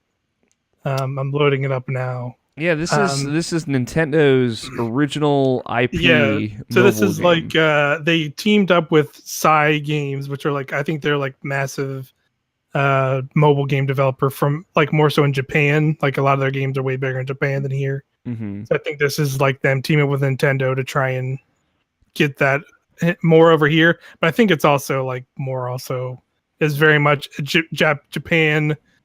You get dragons in it. You get dragons that are actually cute anime girls. Yeah. Not all of them, but like but a good amount, man. I mean, hey, I'll show my dragons off. Fair enough. I would say 2 out of the like 15 of them I have are anime girls. Okay. You know what? That's an acceptable ratio. It's not as actually bad as I was just kind of making that joke in our Slack for a while. But I mean, just I guess I give a basic gist of what the game is. It is like a gacha style game, if you're familiar with those kind of mobile games, where it's basically kind of like a slot machine to like get characters, get like different cards, and get like different dragons that you're basically equipping onto those characters, and use in like in the battles in the game. And like the game is generally like kind of like dungeon crawlery in terms of like the normal thing you're doing. You're basically like the characters just kind of run through a level. You can kind of control them by like moving an arrow on the screen, like tapping on the screen to make them attack and all that. But you also just eventually get like an auto thing, so you can just hit the audio and they'll just kind of automatically run through the levels, and you can kind of take control when needed. That's generally how I play it now. But yeah, you usually get to the levels, defeating little enemies. All the stuff is like tied to like elemental bases. So it's like you have the fire, water, and like earth triangle. Wind. And you have wind, and then you have like the light and dark, are strong and weak against each other. And you just kind of do that, and then you're equipping them with like swords and axes and bows, and like they're different like character classes in that, but they don't really do too much with that. It's just like it just kind of dictates like what little mini abilities they can use, and the elements dictate like what dragons can be equipped. Like all the dragons are tied to elements too. And that's basically like you're basically charging up a meter while you're defeating enemies, and like you take damage. You're like charging up this meter to like basically tap on the little dragon icon, and your character becomes a dragon and does a bunch of damage and runs around as one of these things. But yeah, it's other than that, like it's a pretty much a standard for gacha stuff. The one thing it does that I do like compared to other ones, which like a lot of the ones that I've tried before that didn't really get me, were like it's a lot of like feeding things to a million other things, and it kind of just dumps it on you. Where this one, it does a little bit better job where like the characters you get from the gacha, like those characters you don't get duplicates of, but then like the dragons and the weapons, and there's like these little cards you equip as well. You do get duplicate to those to then combine into those. So like the characters are more like central, like you're actually like upgrading them. And then there's like little like story cutscenes and things that you unlock for them. It's like they all have their own little stories. But how cute would you say this game is? It's pretty cute. Specifically, this Halloween event that's going on right now it's basically made of the like main menu screen and like the little like special event dungeons there's like little jack-o'-lanterns all over it. Here, let's see if I can share this screen off this for this special bonus content. Yeah, special content for viewers. Video only.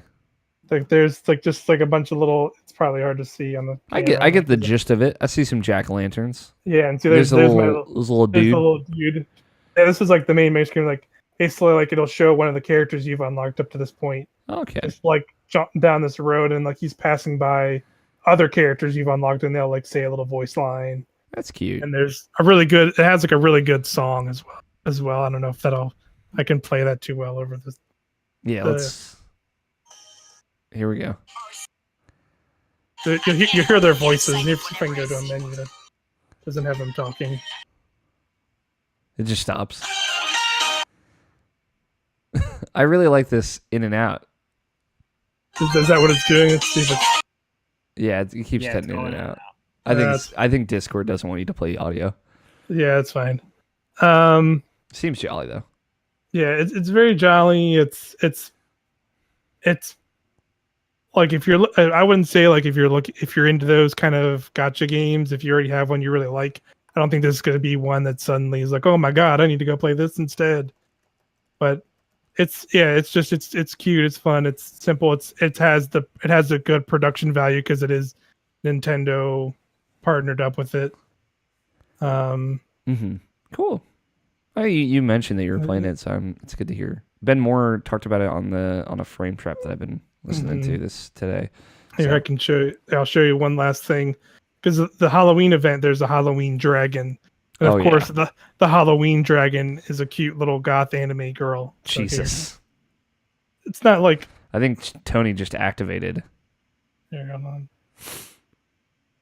Did somebody say goth anime girl? Yeah, that's pretty good. Let me see if actually. I can like line it up.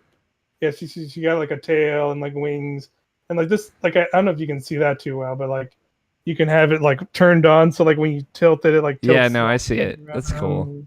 What game is this? Dragalia Lost. It's Dragalia Lost, yeah. Tony's in. Hard in. Completely. Nope. You had me at Anime Dragon Girls.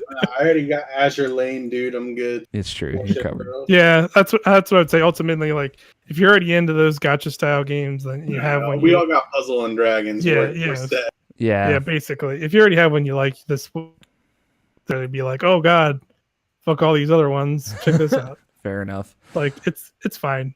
It's a good like I'm sitting at work and got nothing better to do. Cool. Let me just tap on some stuff on the screen. I may or may not have played Puzzle and Dragons at work before. Cannot say. Yeah. Due to reasons. Is that what you've been playing, Mike? Yeah, those are some of the main things I've beaten recently. There's like some other small things, like I've messed around with Hyrule Warriors. Yeah, I sure remember. You're like, I think okay. I like Muso games now. Yeah, I think it's more so not the Muso part. It's just that like it's a fun like romp through like a bunch of cool Zelda stuff. Mm-hmm. Like it basically just like retaking things from all the. It's mainly all like the 3D Zelda games. It's not really any of the older ones. Man, I spent $60 on Fire Emblem Warriors, and I have not immediately regretted a purchase. This luckily was a GameFly joint, as I like to call them. Hell yeah! So I didn't rolled really up that good old GameFly joint. Yeah, get that GameFly joint. You know what I mean? And you got Soul Calibur yesterday. Yes, I have not played a ton of it. Like I played a little bit yesterday. I made a character. I tried to make a lady version of Guts from Berserk, and it came out all right. It took me a while to figure out how to put scars on them. I expected Waluigi, so I'm pleasantly surprised. I mean, he's like a difficult character to make in that.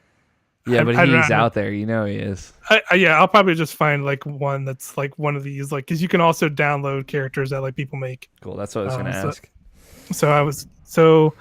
I did that, and then I messed around with like the two single player modes a little bit, and honestly, they don't start off too great, but they do get a little better as you kind of get through them because like a lot of it is there's not a lot of actual full on cutscenes, which I think a lot of people were expecting one of them to be more like in the like Mortal Kombat kind of story modes that are much more cinematic and kind of out there, where it's not. It's a lot of just here's a character portrait talking to another character portrait, and maybe like a nice piece of art, and maybe eventually it took like a good hour or two before you saw another cutscene besides the opening one, and so there's not a lot of that, but like the game feels still good to play. It's a lot of fun I'm still kind of mashing out stuff. I haven't played it. I haven't played that much as Geralt, but I played like a match with him, and he seemed he fits in there better than a lot of the other characters. I would say he fits obviously better than like a Yoda. Yeah. But I'm excited to play more of that. Cool. And try and get online with some people. Cool. We'll play some at Extra Life too. That'll be a fun tournament game possibly. Definitely. Scott, video games. All right, I got one. Yeah. It's called Wizard of Legend. Wizard of Legends. This game's been out for a minute. It has. What kind of drew you to it? I've also said, I think before I got into Flower Tale that it was that game and then this one. Blossom Tales. There we go. Gotcha. Close enough. You were close enough. It was fine. Yeah, I remember you did mention it. I just wasn't sure when you were going to jump into it. What do you think? This game is great. Okay. So you have a better understanding of how the game plays out. Mm-hmm. Mash Binding of Isaac together with Rogue Legacy. Yeah. That's the vibe I got. Okay. So except like way more down, flashy, I think. It is top down. It's the fastest roguelike I've played to date. Mm-hmm. Especially when you get to the final boss. Yeah. He basically tells you how trash you are. Get good scrub. Nice. Yeah. But yeah, no, you play through 3 different stages: fire, earth, and ice. Each with a appropriately themed boss. Mm-hmm. And the entire point of the game is that you are going through the wizard trials. Yeah. The Tri-Wizard tournament. But yeah, so like, I mean, the coolest things I've heard about Wizard Legends, because I know a lot of folks that have played it, is like how you can kind of create your own spells or change them in ways to make them your own. What do you typically roll Not with? exactly. You can create your own Arcana loadout. So instead of it being, that's why I said it's a mashup between By the Binding of Isaac and Rogue Legacy. Yeah. Every Arcana in the game you can put into your spell book. Yeah. And then you can choose your basic attack, your dash, one standard Arcana, and your signature Arcana. Mm-hmm. So you have 2 other spells that you can pick up along the way, as well as you're allowed to pick 1 starting relic, and you can have a total of 12 equipped. Damn. As you go through. What do the relics typically do? They are a lot like items from the Binding of Isaac. Okay. That makes sense. So a whole lot. Yeah. So I kind of paused this run as we started the podcast, so I just read off what I have for you right now. Sure. Just describe my Arcana. I'm using Bolt Rail as my basic attack. Okay. A direct short stream of lightning. The enhanced form. The final burst is larger and shocks foes. So shocking is basically every time you hit an opponent, they get staggered, right? Mm-hmm. Shocking is basically a dot that continuously staggers them very fast. Cool. So when someone gets shocked, they can't move so long as they are not invulnerable to knockback, which a lot of bosses are. Yeah, I bet. Most of their fights. That sounds like a good my like dash is basic called though. Rush. You dash and leaves a flame in your wake. Classic. My standard Arcana, I generally run with an ice bolt, which you throw essentially an ice javelin and it sticks enemies to walls. Another classic. I like it. However, I got to a shopkeeper that steals one of your Arcana, which I only had one, and then it trades it for an enhanced version. And what I got out of that guy was a Dragon Arc, which summons a torrent of fiery dragons. And the enhanced version increases the number of charges you have on it. Now, for example, if the original, you throw out a dragon, you have like 8 charges. So you hold the button down and you throw out 8 dragons. All right. 8 dragons. Sick. Is a good it's a good amount of dragons, I feel. And these are all piercing shots, so if there's a group of enemies, it'll go through all of them. Yeah. It'll go through all of them. Cool. What's your signature? Signature is the one that you start with. You also start with Dragon Arc. I just changed it out. Mm-hmm. It's called Exploding Fireball. It's a fireball that does 50 damage. Cool. Which, for reference, I'm pretty sure it's the hardest hitting long range Arcana in the game. Okay. When you have it fully charged, it does 150 standard. Mm-hmm. Where most barely break 100. Okay. That's a lot, yeah. And then I have homing flares. Ignite a halo of flares that home in on the nearest flow. Cool. So basically, it's you hit it, and there's a circle of fires circling around you. When enemies get near, they break off. Okay, cool. They break off and they home straight towards them. As for relics, I started with C99 Piggy Bank. As you go through the floors, it fills with more shit. So it gives you essentially just chaos gems and coins. That's cool. So when I hit the final 2 floors, I'll say, hey, do I need any? I'll say, hey, I kind of need more money and I would like more chaos gems. So I drop it on the ground and then I get, I think the last time I got like 300 coins and 100 chaos gems. That's a cool idea for an item. I like that. Yeah. Chaos gems are used so when you go back to the hub place, so you can buy relics to start with as well as Arcana and outfits. Mm-hmm. So that's why I have it. Cool. Makes sense. And along the way, I picked up a jewelry box, picking up chaos gems, heal for a small amount. A lot of currency building items. Yep. Which I like. So it's as I pick up chaos gems, I get healed for like 2. So when I drop that piggy bank, it's basically you'll give me 200 health back. Cool. That's really cool. Yeah, that's good. You get 500 health. Mm-hmm. So it's almost half. All right, so next I have Cobalt Firestone. Basically turns me into Aurelian Soul. Nice. You got orbs. You got balls. Orb. They very slowly orbit around me. Fuck yeah! And when they hit things, it deals damage to them. That's awesome. Then I have Wall of Vigor.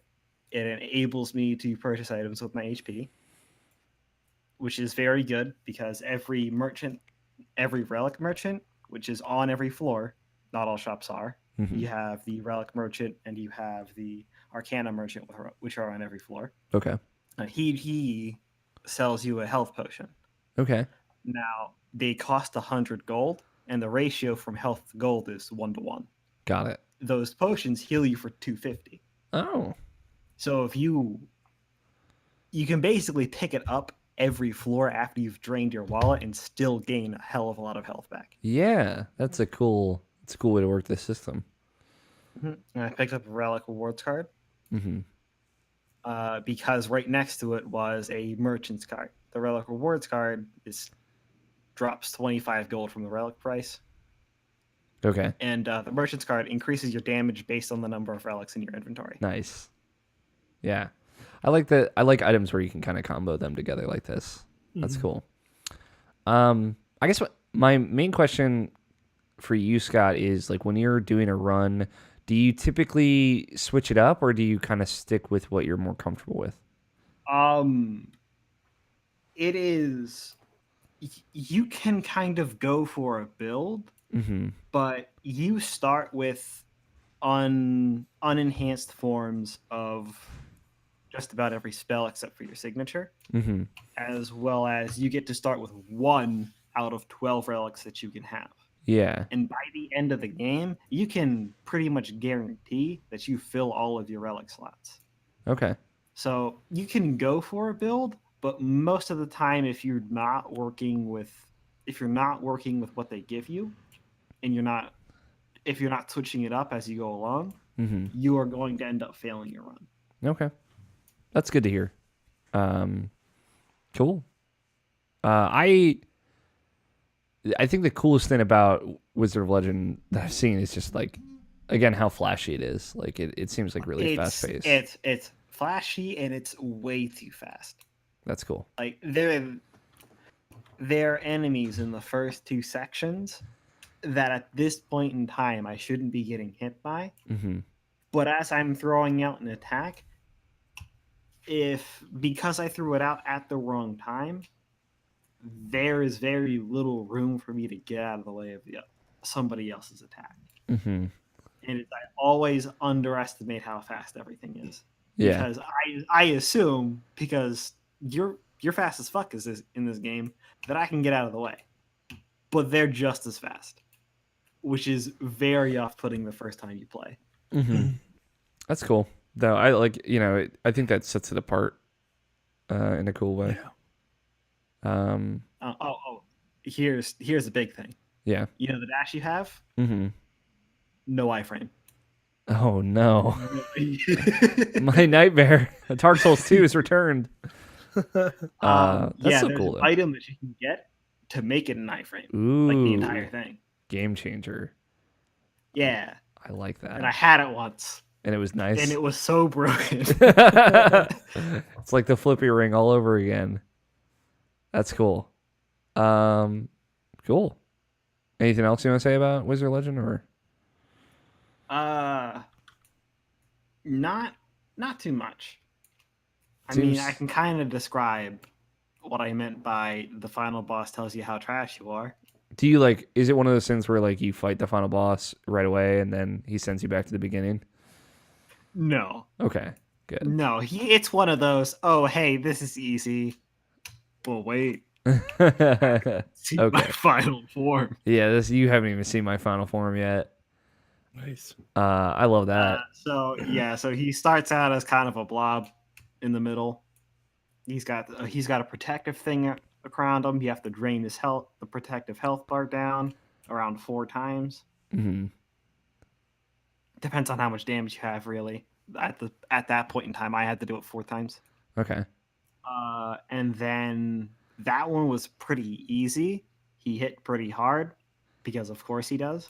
Mm-hmm. But I got hit once, and it dropped 75 health off me. Jesus.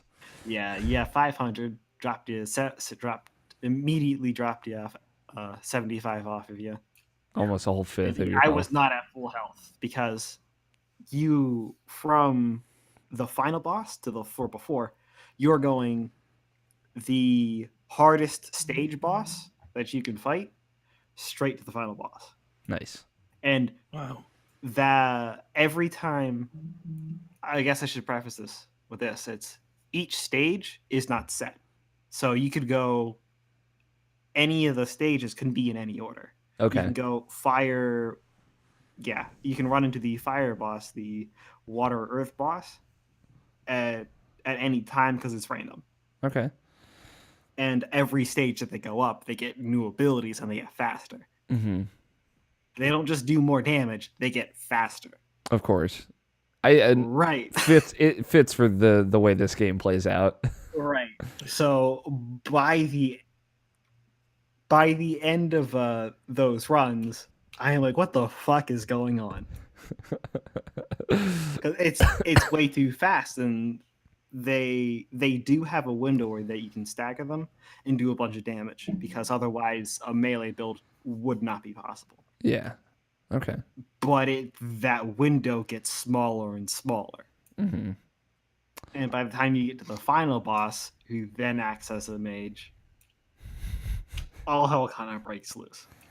That's cool though. That window is next to non-existent. If you aren't next to him by the time that his damaging spell ends, you have missed your window. Mm-hmm.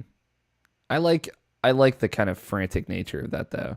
Again, I have not played it, so it comes from a very secure place of like I haven't had to deal with it. Oh but... no! It will off-put you for the longest time. You'll get dropped before you fight the first stage boss. Okay. Absolutely. But you do get used to it. You'll get used to it. Okay. Cool. Cool. I played some video games, if that's all you got, Scott. Yep. I just some updates really on some of the stuff I've been playing. I haven't really jumped into anything new. Destiny 2, obviously we talked a lot about. It's a very good video game that I like a lot, but I've played enough of. As I'm sure you understand, Mike. But so there's like a 3-week cycle on kind of the Dreaming City area, the post game area. I've talked about it a little bit in the past weeks, but there is a cool like post raid area that is only accessible every 3rd week. It's called the Shattered Throne. It is the first dungeon in Destiny history, and it is really cool. I got to run it with the people that I originally ran it with, Ren and Jake, who mentioned kind of earlier in the raid. They're part of our raid group. We got to finish it and beat the final boss and everything. It's basically like power-wise, like leveling-wise, it is post-raid. Also, narratively, it's post-raid, and it's really cool. And Mike, you and I got to run it with a friend of the show, Cameron Abbott, this week as well. So I got to play twice. Tony died. Rip the dream. But I had a lot of fun. I don't know. Yeah. I thought it was a cool area. There's nothing like it in Destiny, or Destiny 2 for that matter. So I appreciated that. So it was cool to finally finish that and beat it.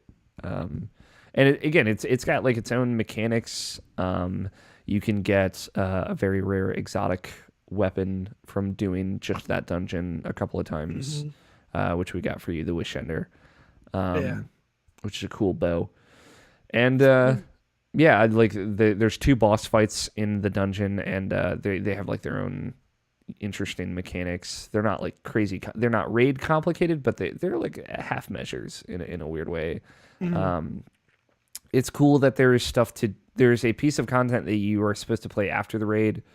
I think that's something Bungie's not done before with Destiny. Not really, at least outside of like quests, exotic quests to get certain weapons. And it's also, like I said, it's just the way it is built. There's nothing quite like it in Destiny. It is not. It's more than a strike. It's less than a raid, but it's somewhere in the middle. And I think the fact that they did this and they kind of kept it hidden and they never really talked about it. They never advertised like, hey, there's also the post-raid dungeon or whatever. It's telling of like the stuff that they're trying, and I thought it was really cool. Yeah. It was pretty neat. Yeah. So Valkyria Chronicles 4 update. Nabishin's not here, which is a bummer. I know he's been playing as well. I must be in the end game. I am like I love Valkyria Chronicles 4, but I think like maybe they go a little too far with some of the difficulty spikes in the game. Like I would say the first game, you never really have to stop and grind. You can, and it does make things easier, like grinding experience to level up your classes, because basically all your troops level up with their class, right? The Lancer, the grenade rocket launcher guys, like, hey, you can level them up, and like all of the Lancers level up, et cetera, et cetera.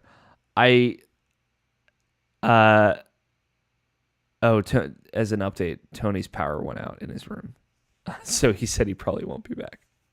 Rest in peace, friend. Rest in peace, Tony. Yeah, I told him that. Yeah, Scott had us covered. But there is like the mission I'm on, chapter 15 in particular, is just like kind of disgustingly difficult. Like I'm not a big fan of how it puts you in this situation. I think the majority of the missions are really interesting, and they challenge you to do stuff that you don't do in other chapters and other missions or other skirmishes. Like the previous 2 chapters were really cool. Like the one before it, chapter 14, is like this U shape, where after you capture these 2 points, like 2 bosses will spawn at like both tops of the U, and they will kind of like go in a circle around. And you have to use like these elevated higher ground areas to kind of shoot down at the bosses and do damage to them. Okay. Specifically like there's a tank and like a really powerful enemy unit. You can't hurt the enemy unit. You have to beat the tank. And I think that's cool. Like it's a cool shape of the map, and it is demanding like using higher ground in a way that they don't really do. And then the one before that is like, hey, it's like a big long street, and you have to charge through to the end, and you can do it like guns blazing down the middle, or you can kind of send foot troops up the left and right sides and kind of sneak around and do it that way. And it's like, okay, like they tell you outright, like you kind of have the choice. There's going to be traps or surprises depending on what you decide to do. And I think even though it was really, really hard, like it was really challenging. The one I'm on, it's got to be close to the end. I would bet there might be 17 chapters. I feel like there could be 2 more, maybe even 1 more, and they could wrap it up.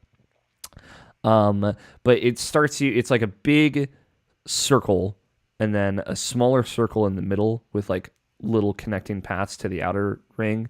And it starts you dead center of the map, and you're surrounded on all sides by enemies.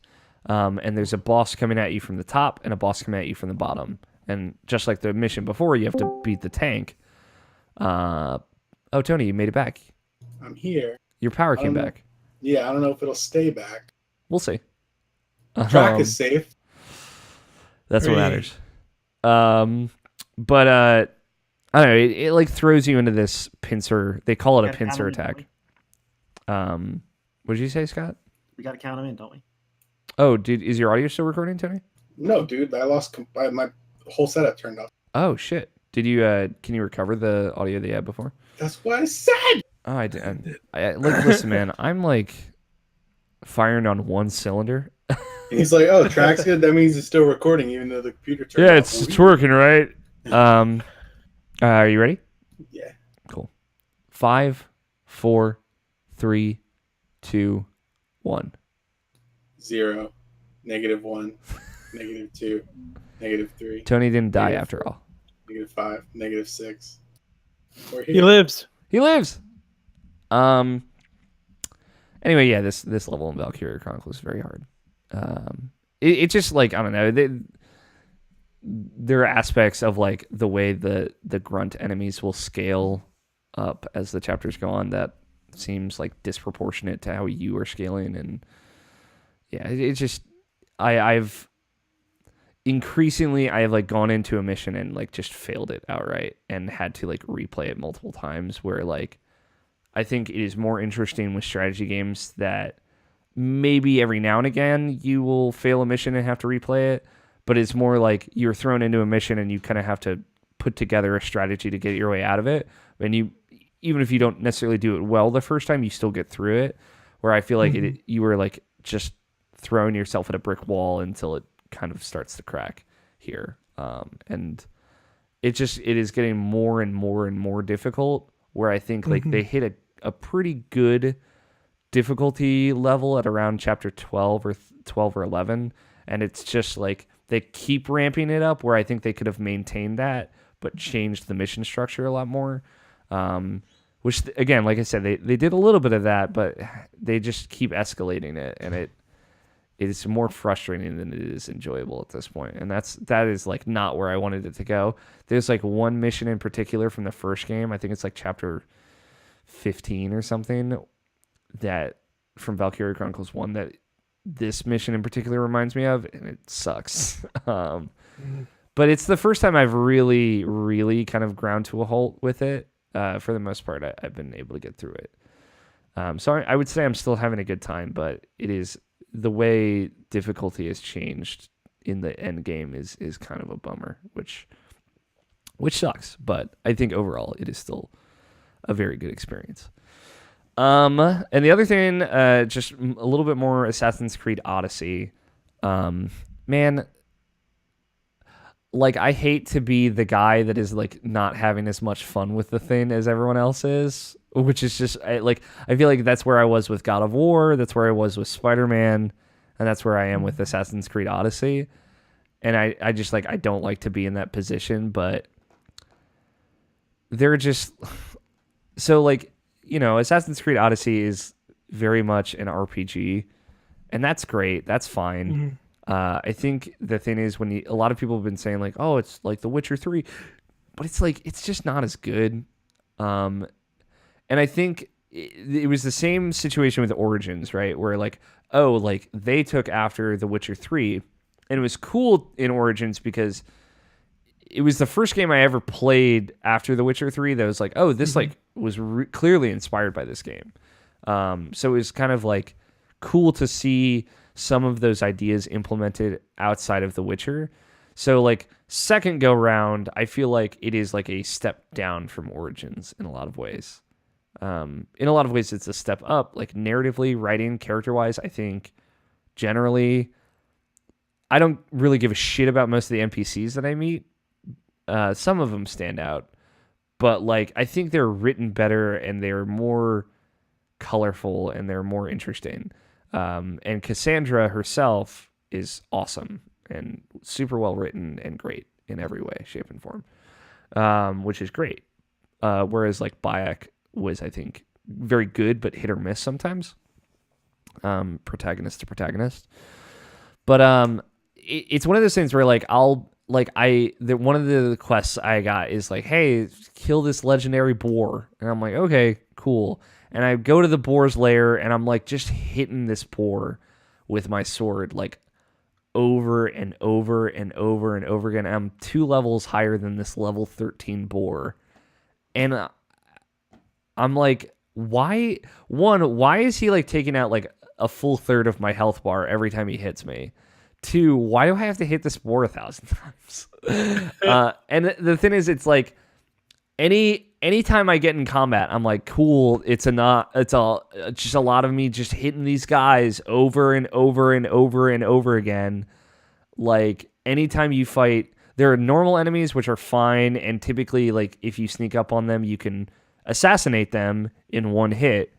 But like the most enemies are like captains or like commanders, and if you sneak up on them to like stealth attack them, it like instead of saying assassinate, it says stealth attack, and it like shows you how much damage you're going to do from their health bar. And it's like, I'm going to do a third of the damage to their health bar with an attack that kills most enemies.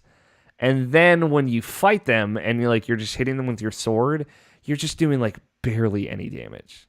And it's like, I have to hit you like 26 times with a sword to kill you. And this is dumb. Like, I feel like The Witcher never had that problem. There are very occasional enemies, like boss like monsters that you were hunting that like you would have to really chip away at. But even still, like comparatively, I think you killed those enemies in that game much faster than you kill these kind of normal captain-like enemies in this game.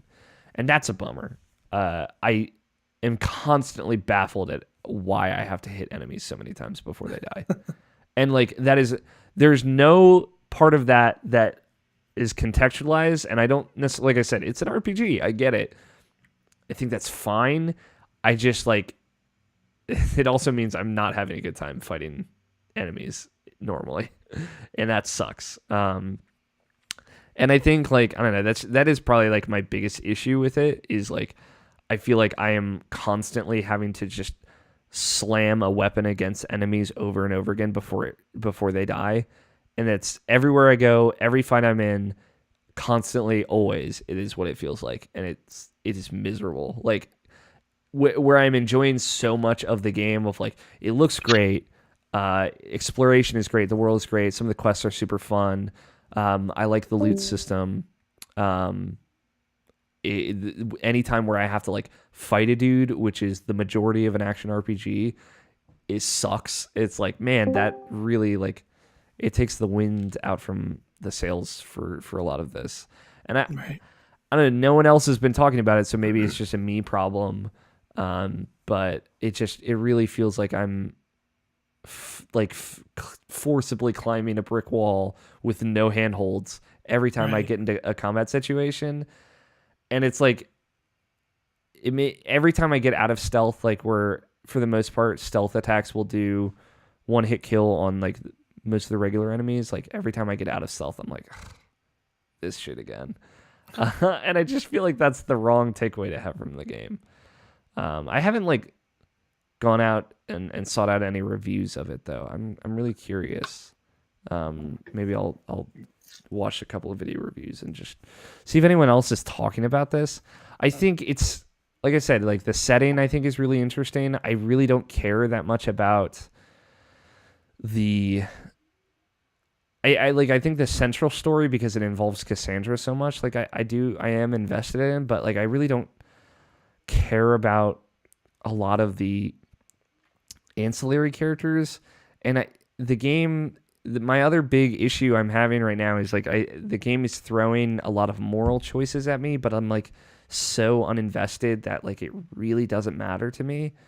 And that is just a shitty feeling. Like for example, this one that I thought was bad and dumb was I come to this small island and they're like, hey, we're being terrorized by like this gangster pretty much.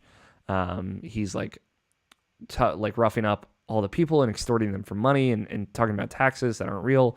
And he's saying that he's like protecting the island when really he's just extorting us. So go talk to all these different little groups of people and see if you can find out more about this guy so we can track him down and kill him. And I'm like, all right, cool. Like, you know, all four rise up against the oppressors. And one of the stories, like one of the missions is you go to like a theater company that is run by this husband and wife. And they're like, hey, you need to go kill this guy. because he's like works for this gangster and he's been threatening us. And the wife is like, just talk to him. And the husband's like, just kill him.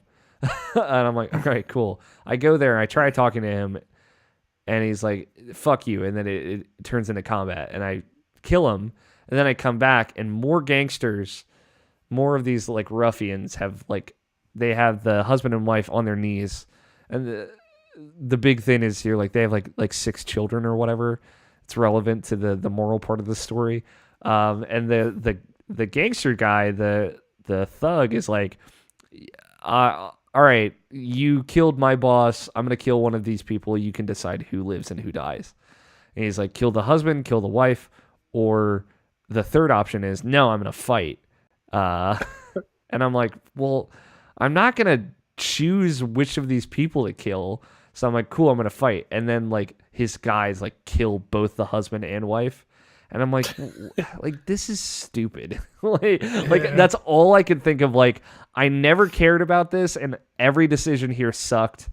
And I feel like I had no agency. Like, I feel like I had to go kill that guy, and then I come back and I'm like, well, I'm not gonna fucking do what you say, because how does it end where I'm like, all right, kill the husband, and I don't kill you for doing that afterwards? Like I just. It felt shitty. Like it was just a shitty choice. And I feel like not a lot, I would say a good majority of the decisions I've been faced with have been like that. Like there's one early on that I guess quote unquote mattered. And I don't know how these decisions play out like in the end game, but like you go to this village that's been burned and there's all but one family left. And this guy is like, I'm a priest and these people are sick and we have to kill them to stop the spread of the disease. I'm like, no, fuck you, dude. And I killed the guy. And then like later on, they're like, oh yeah, that hometown of yours, like everyone got sick apparently. It's a real bad look.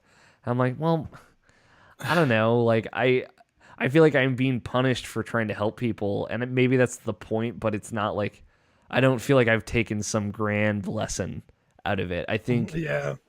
Again, it reminds me a lot of like what The Witcher did, but I think like, The Witcher made you like appreciate how like, oh man, I came to this town and I hunted a monster for some of the villagers of this town, and then maybe a decision I made after that really just affected this really small community, and it didn't really reach outside of it, but it feels like it affected that community and like the dynamics within that community. Whereas like I showed up on this island and I killed a couple of guys and then a family died. And it's like, well, what does this mean? Yeah. So yeah, I don't know. I think I'm like having a good time with Assassin's Creed Odyssey, but like I have so many problems with it that it is like, it makes me hard to like want to invest like 90 hours into it. Like if I'm going to still be fighting a boar 2 levels beneath me and like hitting it 1,000 times, like 30 hours from now, like what was the point, in my opinion? Like that's where I'm at. So, but yeah, I don't know. Like there's a lot of good about it, but that's just like that's where my head's at with it right now. Assassin's Creed Odyssey, totally get that. Okay, I guess. But yeah, again, like I don't like to be the guy that's like, eh. But I am that guy with this game right now. Like, it's just really not connecting with me. I mean, I would probably be right there with you if I decided to jump in on it. That's partially why I didn't get it, because it was also the combination of like I had a good time with Origins, but that was also like I think I put like 70 to 80 hours in that too. Yeah, it was like coming up to this one. It's like I don't really know if I want to put another amount of time like that into another Assassin's Creed game right now. It's funny because like in theory I was all for them going more RPG, and like it, to be fair, like it's very devoid of like Assassin's Creed lore bullshit, and I think like that's both a good and a bad thing. I like that kind of shit because I'm dumb, but I feel like it'll get there. Yeah, I mean it's part of it, but it feels so separate,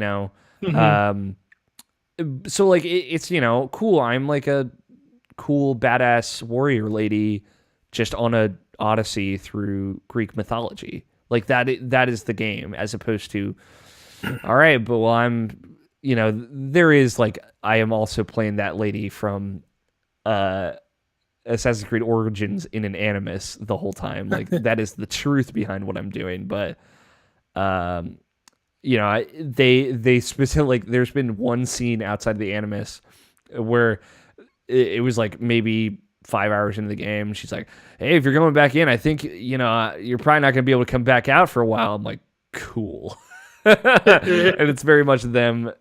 Like that scene is maybe 2 minutes. Like you step out, it's like, "Okay, go check your email, I guess," and you don't even have to do that. You just go right back into the Animus. Yeah. So I appreciate that, and I think again, the concept of it, like, cool. You just get to live an original story through Greek mythology. That's awesome. That's great. I just really wish I didn't have to hit dudes 30 times for them to die. It's one of those little things, but like, so the thing I liked about Origins the most is like you had like a standard bow, and then you there are other kinds of bows that you get, but your standard bow, you could like sneak around and headshot dudes and kill them in one hit. That's never been a part of Assassin's Creed Odyssey. Like every time you aim at somebody's head, it's like it'll do like half their health or most of their health. And like in order to like one shot people with the bow, you have to do this weird like first person aiming thing. And it's like a very little thing in the grand scheme of things, but the fact that stealthing around and shooting dudes with a bow was better in the last game than it is in this really bums me out. Yeah. And that's like kind of taken a lot out of the experience for me. But that's it. That's all I've been playing. You guys want to talk about news? News. Hell yeah. News in gaming. We don't have to spend too much time on this. I pulled a couple of things. Some of them are like 2 weeks old because we didn't record last week. There's a Kingdom Hearts bundle out there called Kingdom Hearts: The Story So Far. It's $40 and it has every Kingdom Hearts game in it. Woo! Nice. So now, please be excited for January 29th when Scott, Mike, and I disappear off the internet.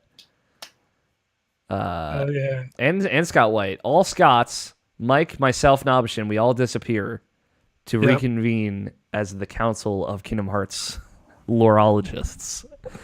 We'll come out new men. Yes, enlightenment.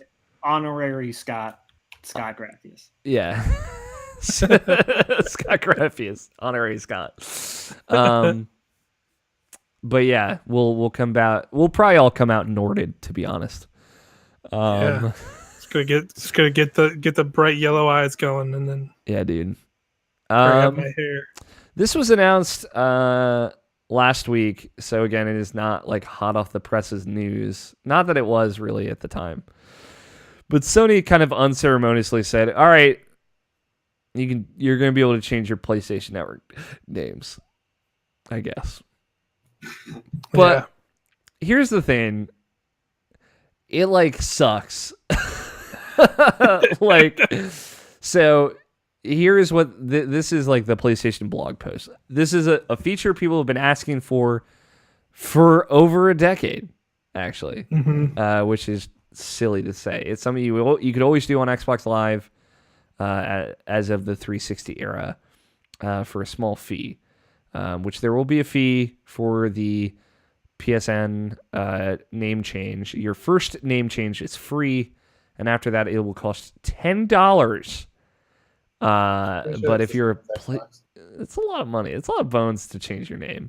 That's what Xbox has always charged. I'm pretty sure. I thought, is it $10? I thought it was like $7. It's either 10 or $12.50 because I've done it before. Okay, pretty close. PlayStation Plus members, it's $5. Huh? So here's like the I'll read this paragraph verbatim. This feature is compatible with PS4 games originally published after April 1st, 2018, and a large majority of the most played PS4 games that were released before this date. However, please note not all games and applications for PS4, PS3, and PS Vita systems are guaranteed to support the online ID change, and users may occasionally encounter issues or errors in certain games. If for any reason you experience issues after changing your ID, you can revert back to your original ID for free at any time. You will only be able to revert once during the preview program. There's a preview program. That's kind of separate from this. Reverting back to an old ID will resolve most issues caused by the ID change. In addition, when this feature officially launches, a list of compatible games published after April 1st, 2018 will be provided on PlayStation.com for reference before you make the change. So, like, I appreciate them, like, saying, like, hey, like, here's the games where it will actually matter in. Right. And, like, giving you that list to let you know, is this worth it or not? I would bet, like, my takeaway from this is, like, they've been working on this for a while. That's been pretty well known.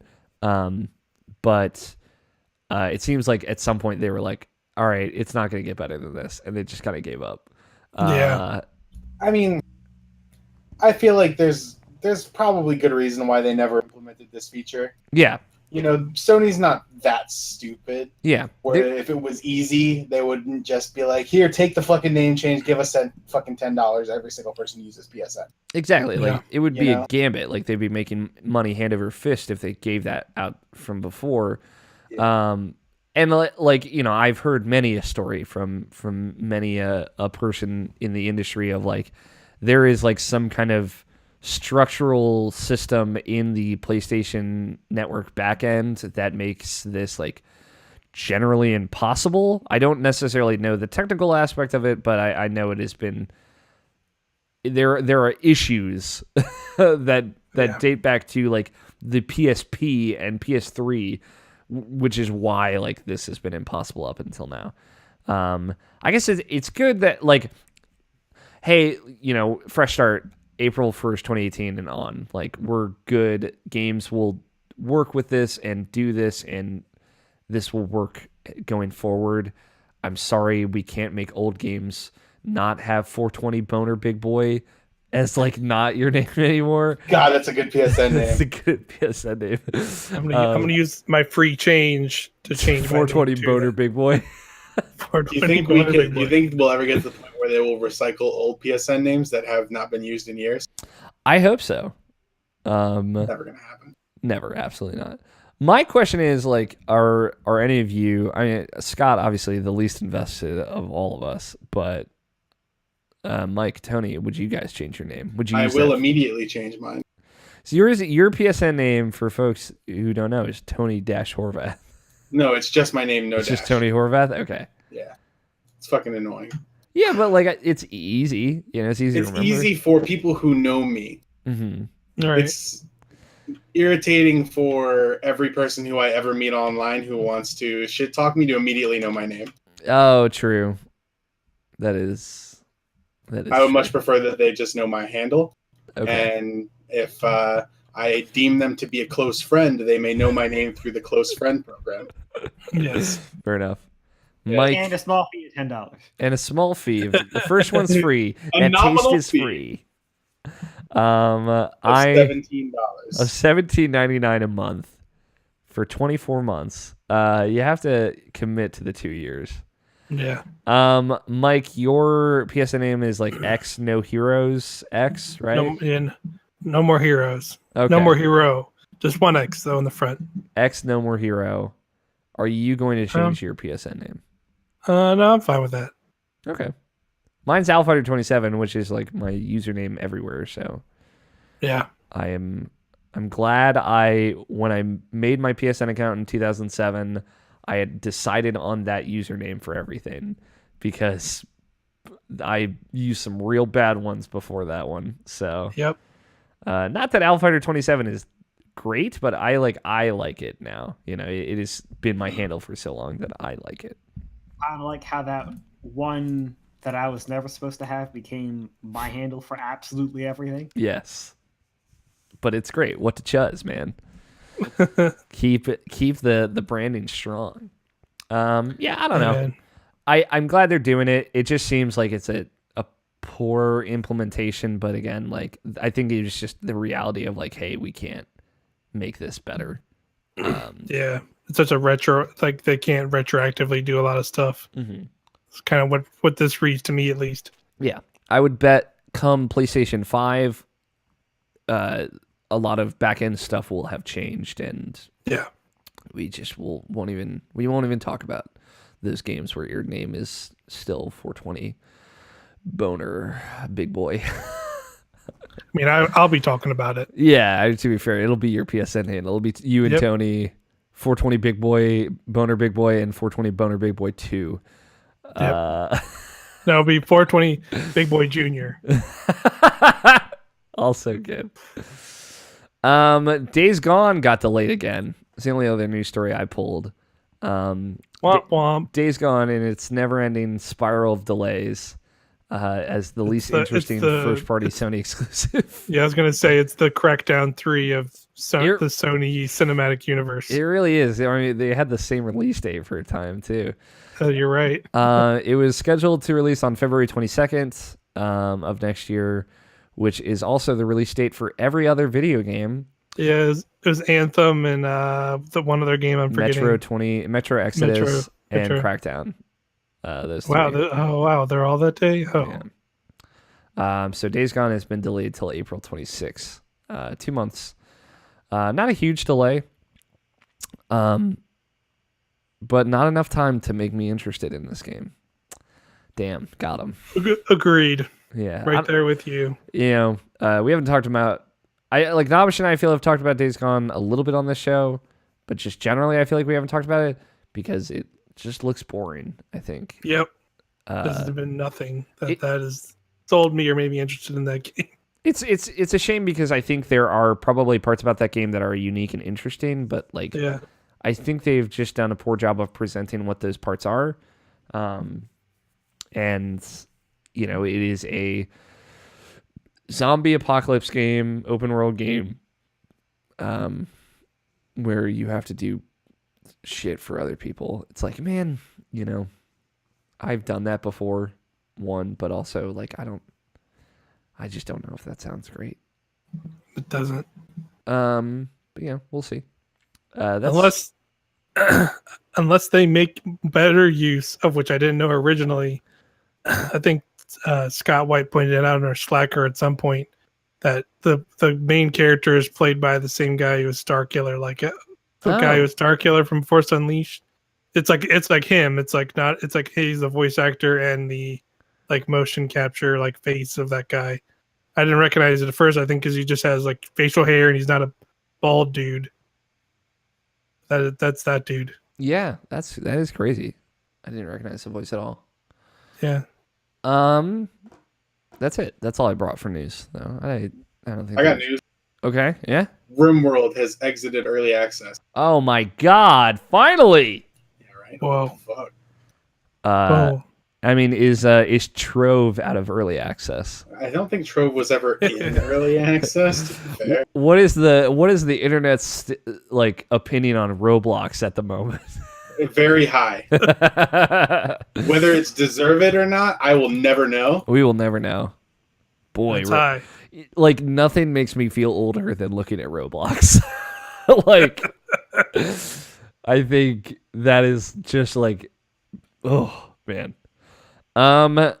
Let's take a peek in the mail sack. I'll post this to you guys. We got a few Twitter questions, and we have a voicemail from our good friend Silver PR. What would you guys like to hear first?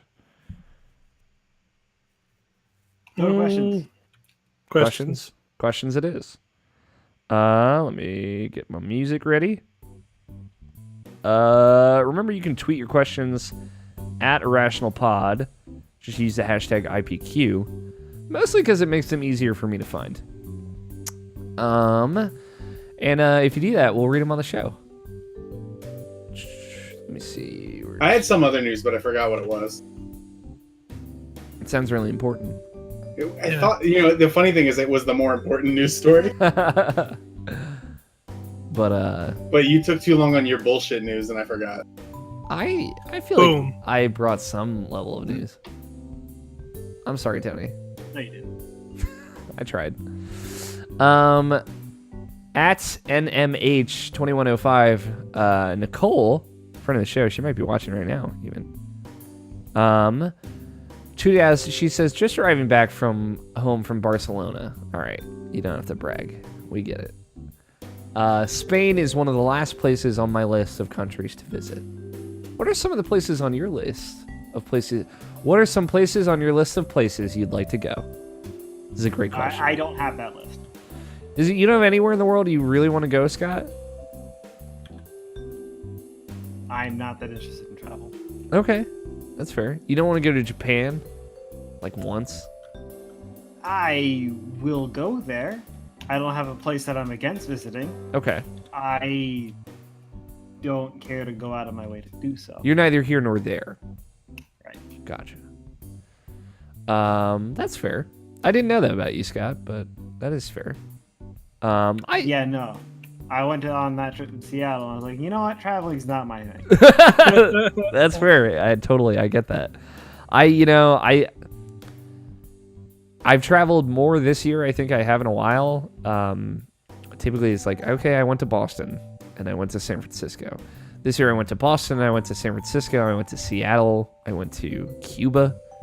I went to Key West on the way to Cuba. And I really like traveling. I think my big thing is I like home so much that I don't know if I could do, like, the thing is, if I were to go to Japan, I'd want to do it for like 2 weeks because you lose like 4 days getting there and coming back anyway. That, like, you know, I'd want to take some time and spend there so I could actually like be there and kind of get used to being on the time zone and there and et cetera, et cetera. Yeah. But like, I don't know if I could do 2 weeks anywhere that isn't home, which is just because I'm a weird person. But for me, I always wanted to go to Ireland as a O'Neill boy. I've always had like a fascination with Ireland. Japan is probably like my number one with a bullet, though. I love Japanese culture. Obviously, I love video games. But I like, my big thing isn't like the weeb part of me that wants to go. It's like I'd love to be somewhere where it is like just so absolutely different than here, especially now, that I am like surrounded by things that maybe are challenging me or making me uncomfortable in ways that I've never had to deal with in the U.S. Because even if like I were to go to California, I'm still, even if it's very different, I'm still in the United States. And a big one, like I don't always put this at the top of the list, but it's definitely like, it might be my number 2 or 3 depending on the day, is I'd love to go to London. Like England is like absolutely somewhere I want to go. And in particular, I'd love to go to London. I grew up on Harry Potter. I'm a Harry Potter nerd. And I'd love to, and I love English writing, especially, and English culture from a distance. So I'd love to just actually go to England. But I would say those are the big 3 for me. What about you, Mike? I would say it's similar. Definitely would like to see Tokyo and some spots in Japan. Outside of that, excuse me. I think I would like to go back up to Canada. God, I'm giving you such a burpees on this episode of the podcast. Yeah, I don't know what it is. You're allergic to weird. podcasting. Yeah, it's really weird. Because in 2016, I was working on board a cruise ship. A stop we made was Victoria, British Columbia, Canada.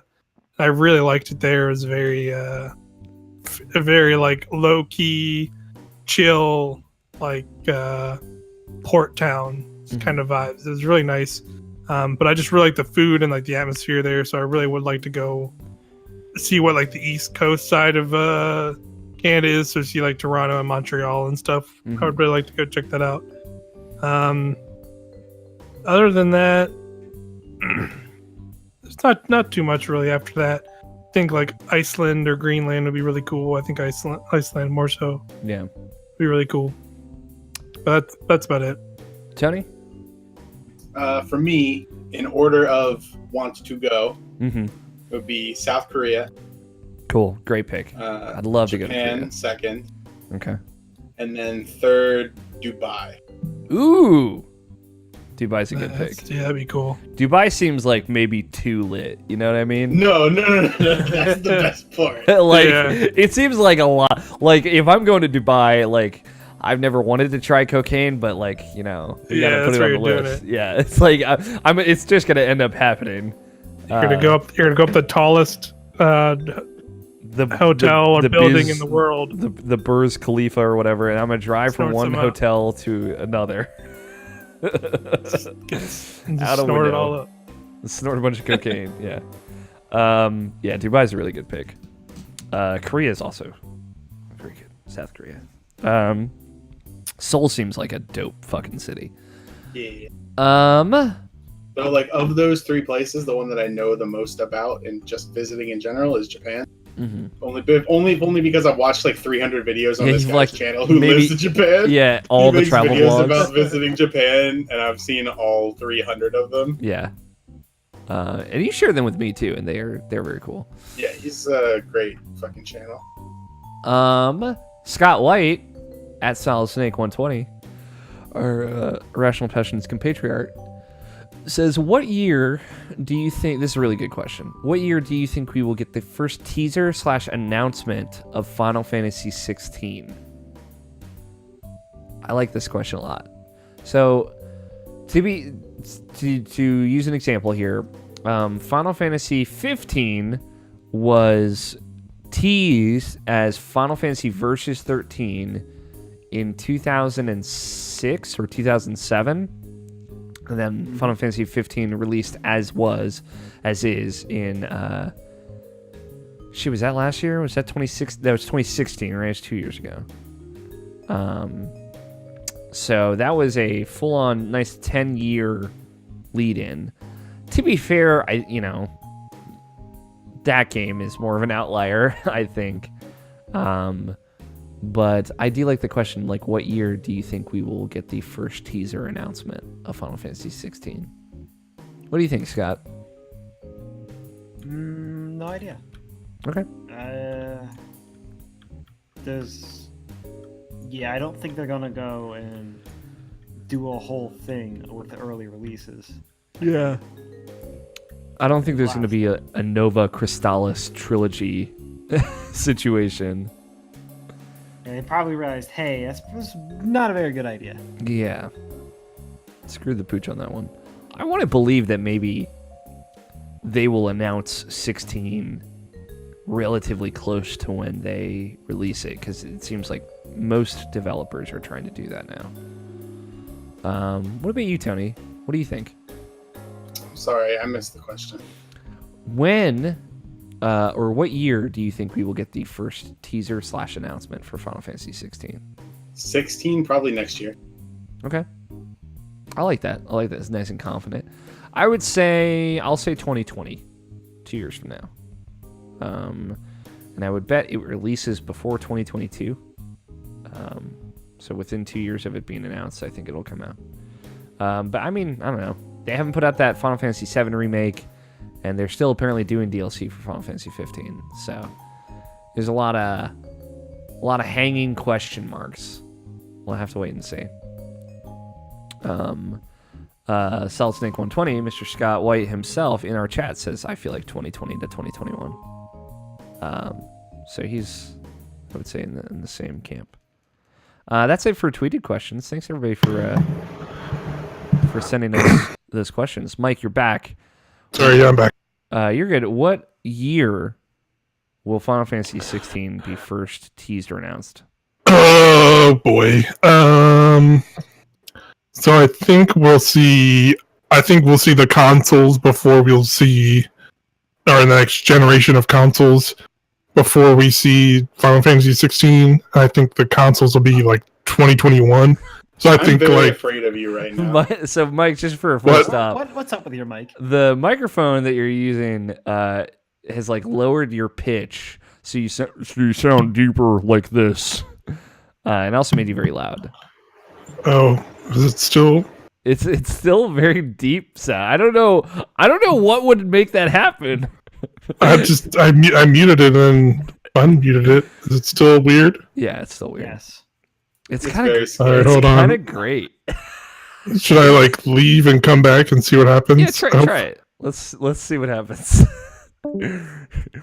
It's me, Mark Burtis.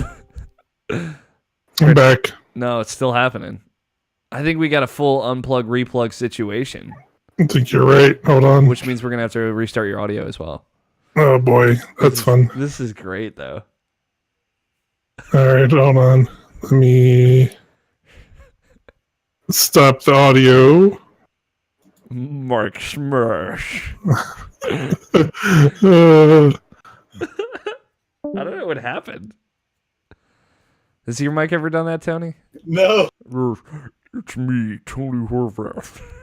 I'm here to kill you and eat your face. It'll make for some good bonus content. Did you guys see that Ninja tried to play Fortnite with Ellen? That's funny. That's pretty good, right? Who's Ellen? Yeah, I'm about it. Ellen Step DeGeneres. She has a day like talk show. Afternoon talk show. She's a nice lady. But I doubt it. all right, fair enough. I think it's funny that Ninja played Fortnite on her show with Ellen. I guess it came up in my Twitter feed. It's like a great just picture of them sitting on a couch together or sitting in two chairs next to each other playing Fortnite. Fortnite seems like a nerd To game. switch topics. Yeah. You want to hear another top 10 anime betrayals? Yeah. I decided that why the fuck am I not playing Wizard of Legends right now? Well, after we started talking about it, Mm-hmm.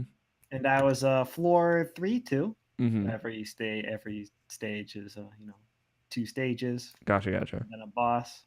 And then there's 3 total stages. I was right before the boss. Uh-huh.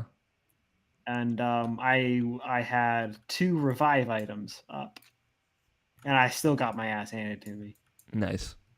On that floor, I took about 1,500 damage. That's 2 whole lives. That's 3. Oh, yeah, 3. That's 3 whole lives. All right, how do I sound? You sound normal again. Hello. That's what you sounded like. It's me, Mark. It was a very like Buffalo Bill voice. I don't know what happened. Yeah, I wonder if that's like a Discord thing or if it came over on the audio or not. I'm curious. It's funny because like you remember that happened to me during the raid where it like pitched me up instead of pitched me down. See, I couldn't hear. I think that was just like over. It was over the stream. It wasn't over through the PSN. stream, yeah. But so I didn't hear that. But yeah, but I remember that was also in one of the podcasts Ultimate that did happen once. Oh yeah, where you got like pitched up. That's maybe That's right. Maybe Irrational Passions is haunted. Yeah, by the audio ghosts. The audio ghost. All right, you can count me in now if you want. On 1, 5, 4, 3, 2, 1. Mike is no longer possessed. Happy to say. We think. Hold on. We think. Well, I'm not possessed, but my Audacity might be possessed because when I hit the record thing, it doesn't want to record. Yeah, you have to quit Audacity and reopen it. So make sure you save. Wait, I did do that. Okay. I did do my part, but I opened a new one, but now the new one is not working either. So I'm just gonna open it up again. Just do a quick test recording. It is definitely haunted. I am the audio ghost. All right. All right. So now we can do it now. Okay, that's working. It's working. Okay. Mm-hmm. You ready? Go for it. Oh, hold on. God damn it, Mike. Go for it. 3, 2, 1. All right, we're good. All right, Mike is no longer possessed by the audio ghost. Audio. Yes, I was exercised. I got some exercise. Yeah, I did got some jumping jacks in. Some did a crunches. lap. Yeah, I did a lap. Now you can answer the question. And they just couldn't keep up with me. I'm too fast for them. Gotta go fast. Now you can answer the question. What year will Final Fantasy 16 be announced or teased? So I think we're going to see the consoles before that, the next generation of consoles, and I think those are going to be 2021.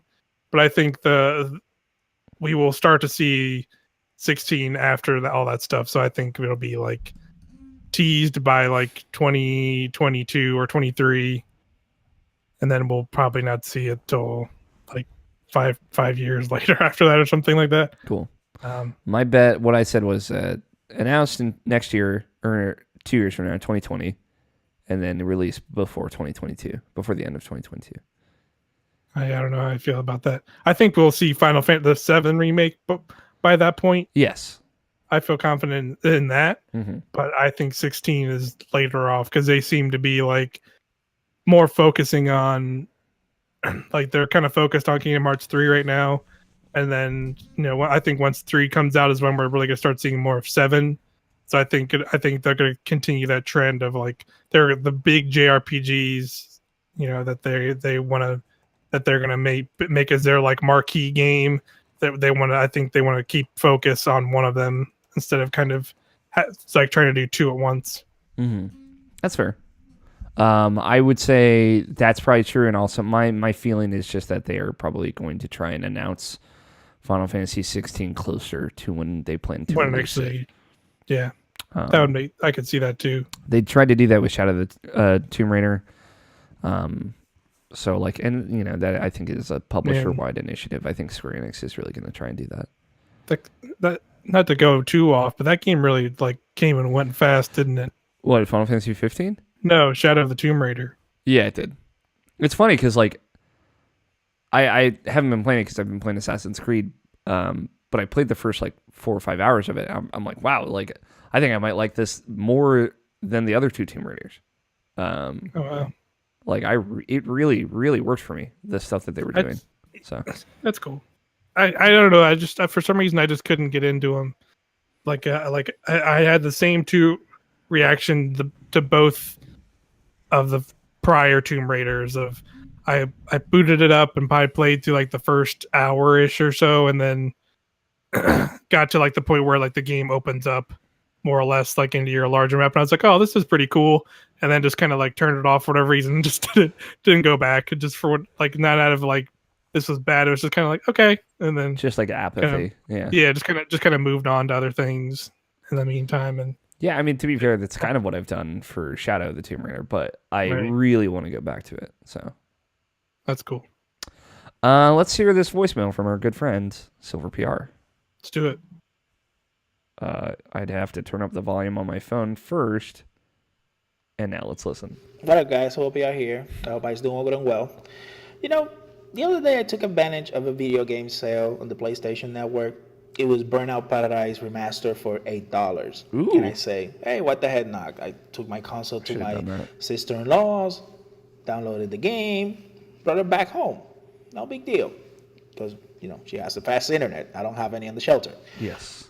And then an epiphany hit me real hard when I was playing this game offline. How bad my reactions are now, 10 years later after this game was released. I'm crashing a lot, even though I'm trying to train my brain to do the reactions or plan my drifting and everything. I still don't hit the corners, and I just that bad at the game right now. And the game is all about crashing, so I don't mind that. My kids have a kick out of it every time they see me crash. They laugh about it. And, I think I bought the game mostly because, they love cars and, you can crash them. It's just all harmless stuff. It's video games. But, man, I got that, oh, you're getting too old because that moment. And, yeah, maybe because, my last Twitchy game that I played that I think it was fast reaction twitchiness, it was the latest Doom game, and that was like 3-4 years ago. I don't know. That was 2016, my guy. It's been a while, and man, but still have fun with the game. Doesn't matter. I'm enjoying all the post DLC that came around with it. I didn't bought any of that DLC back in the day. Just got the base game, so I'm having a kick out of it. It was $8. It was worth it. And that's pretty much about video games. Cool. I gotta get that. In side tangents, what else can I talk about but My Hero Academia once more, because I'm living in a post-season 3 lull, and I Me needed to too, consume dude. more of My Hero Academia. Let's go read the I haven't seen manga, the you movie babies. yet. I'm trying to look for ways to get the movie to watch it. I think they already got out of circulation on the theaters. But I'm starting to read the manga past season 3. There it is. And I pretty much got into chapter 203.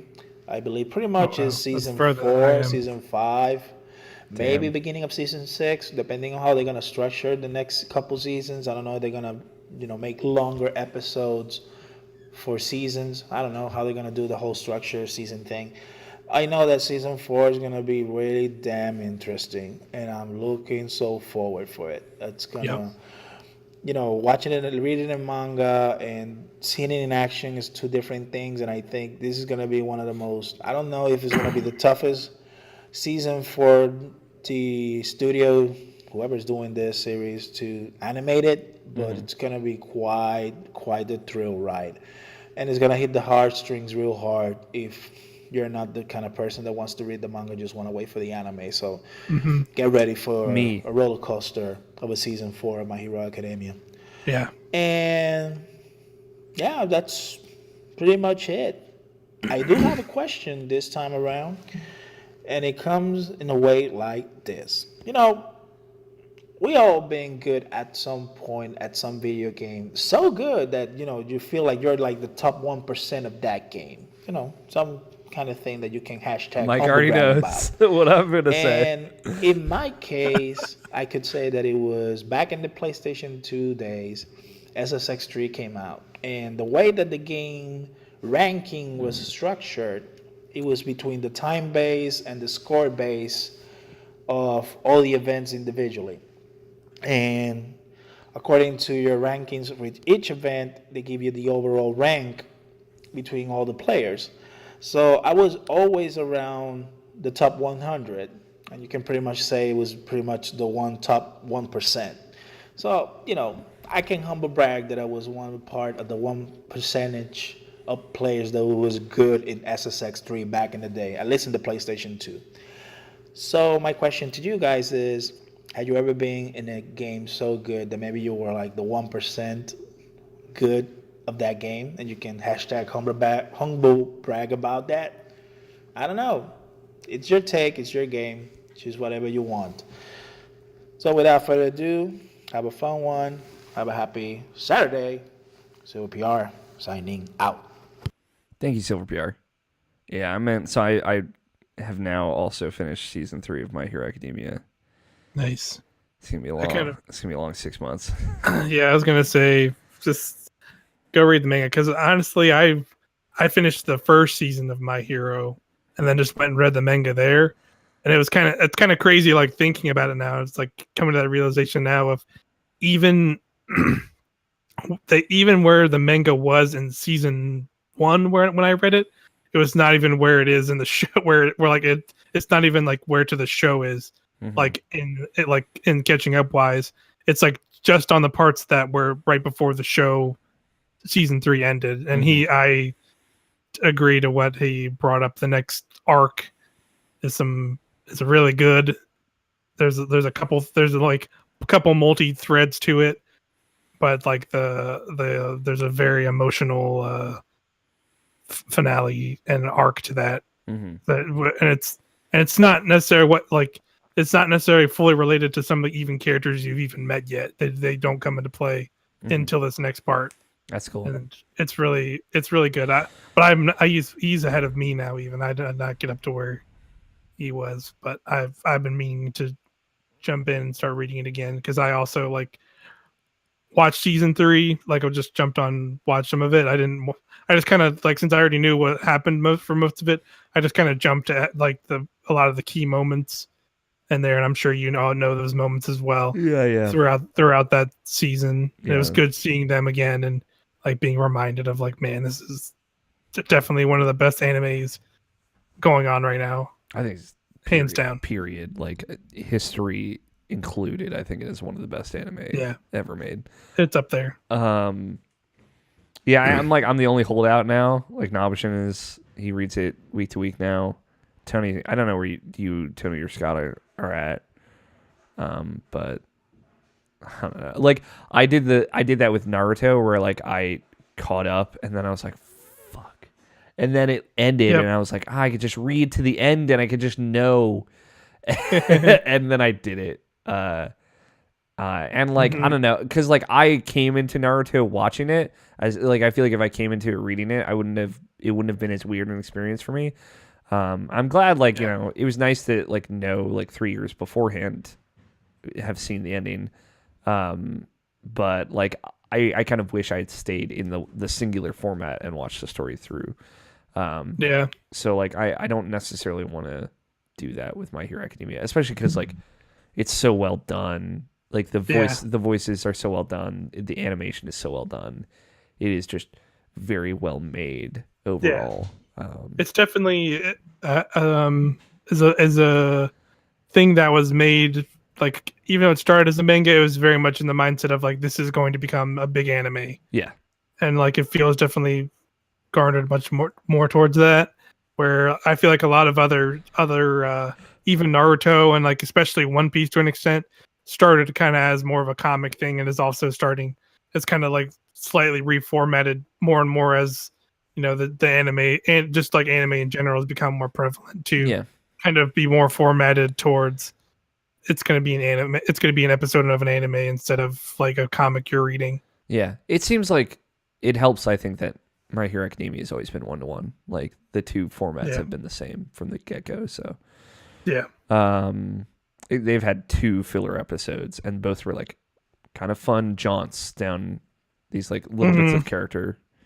Where like a lot of other anime has suffered greatly from that, specifically Naruto like and Bleach. If ultimately they have to take 6 months off to like make sure like, hey, we're gonna keep filler out of this, we're gonna keep the pacing strong, and we're gonna do justice to the original vision of the artist, like it's whatever. It's a small price to pay. But on to Silver Pierre's question, what game do you think you're in like the top 1% of players with? It's a tough question. I actually have two different games. All right. One was Billy Hatcher. Yeah, Billy Hatcher and the Giant Egg. Go to speedrunarchives.com and look up my speedruns. Mike Burgess. Look out for me at SGDQ 2019. I would fucking kill to see a speedrun of that game. Holy shit. There's probably ones out there. I wouldn't be surprised. Yeah. But no, I would say I was pretty good. It was more of like a friend circle thing looking back at it, specifically with Smash Bros. Melee. Okay. I played a lot of Melee.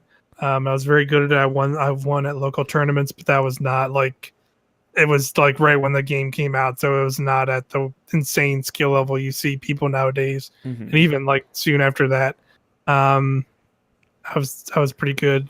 Pikachu and Falco. Hell yeah. Messing some fools up.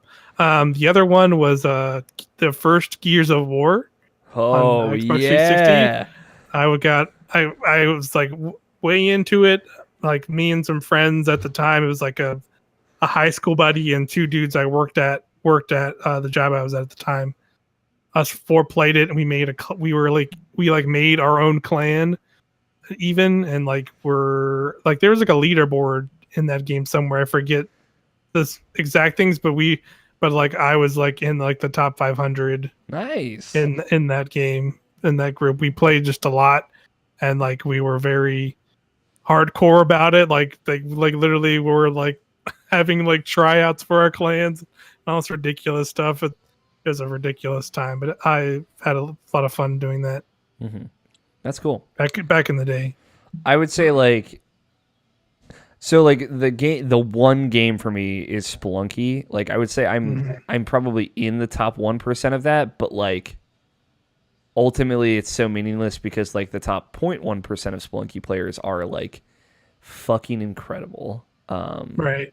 But the thing is like, you know, I have played that game. It's really just like I've put so much time into it. Like I've played it in a speedrun way, and I've done like a pretty good like I've done like a 1 minute 30-second run of that game. so like I've done that. Like I can play that way. It's typically not how I like to play it. But like I'm so familiar with that game, like I can tell the tile set like from corner, like a very small corner. Like I know, okay, that's what this section of the map looks like.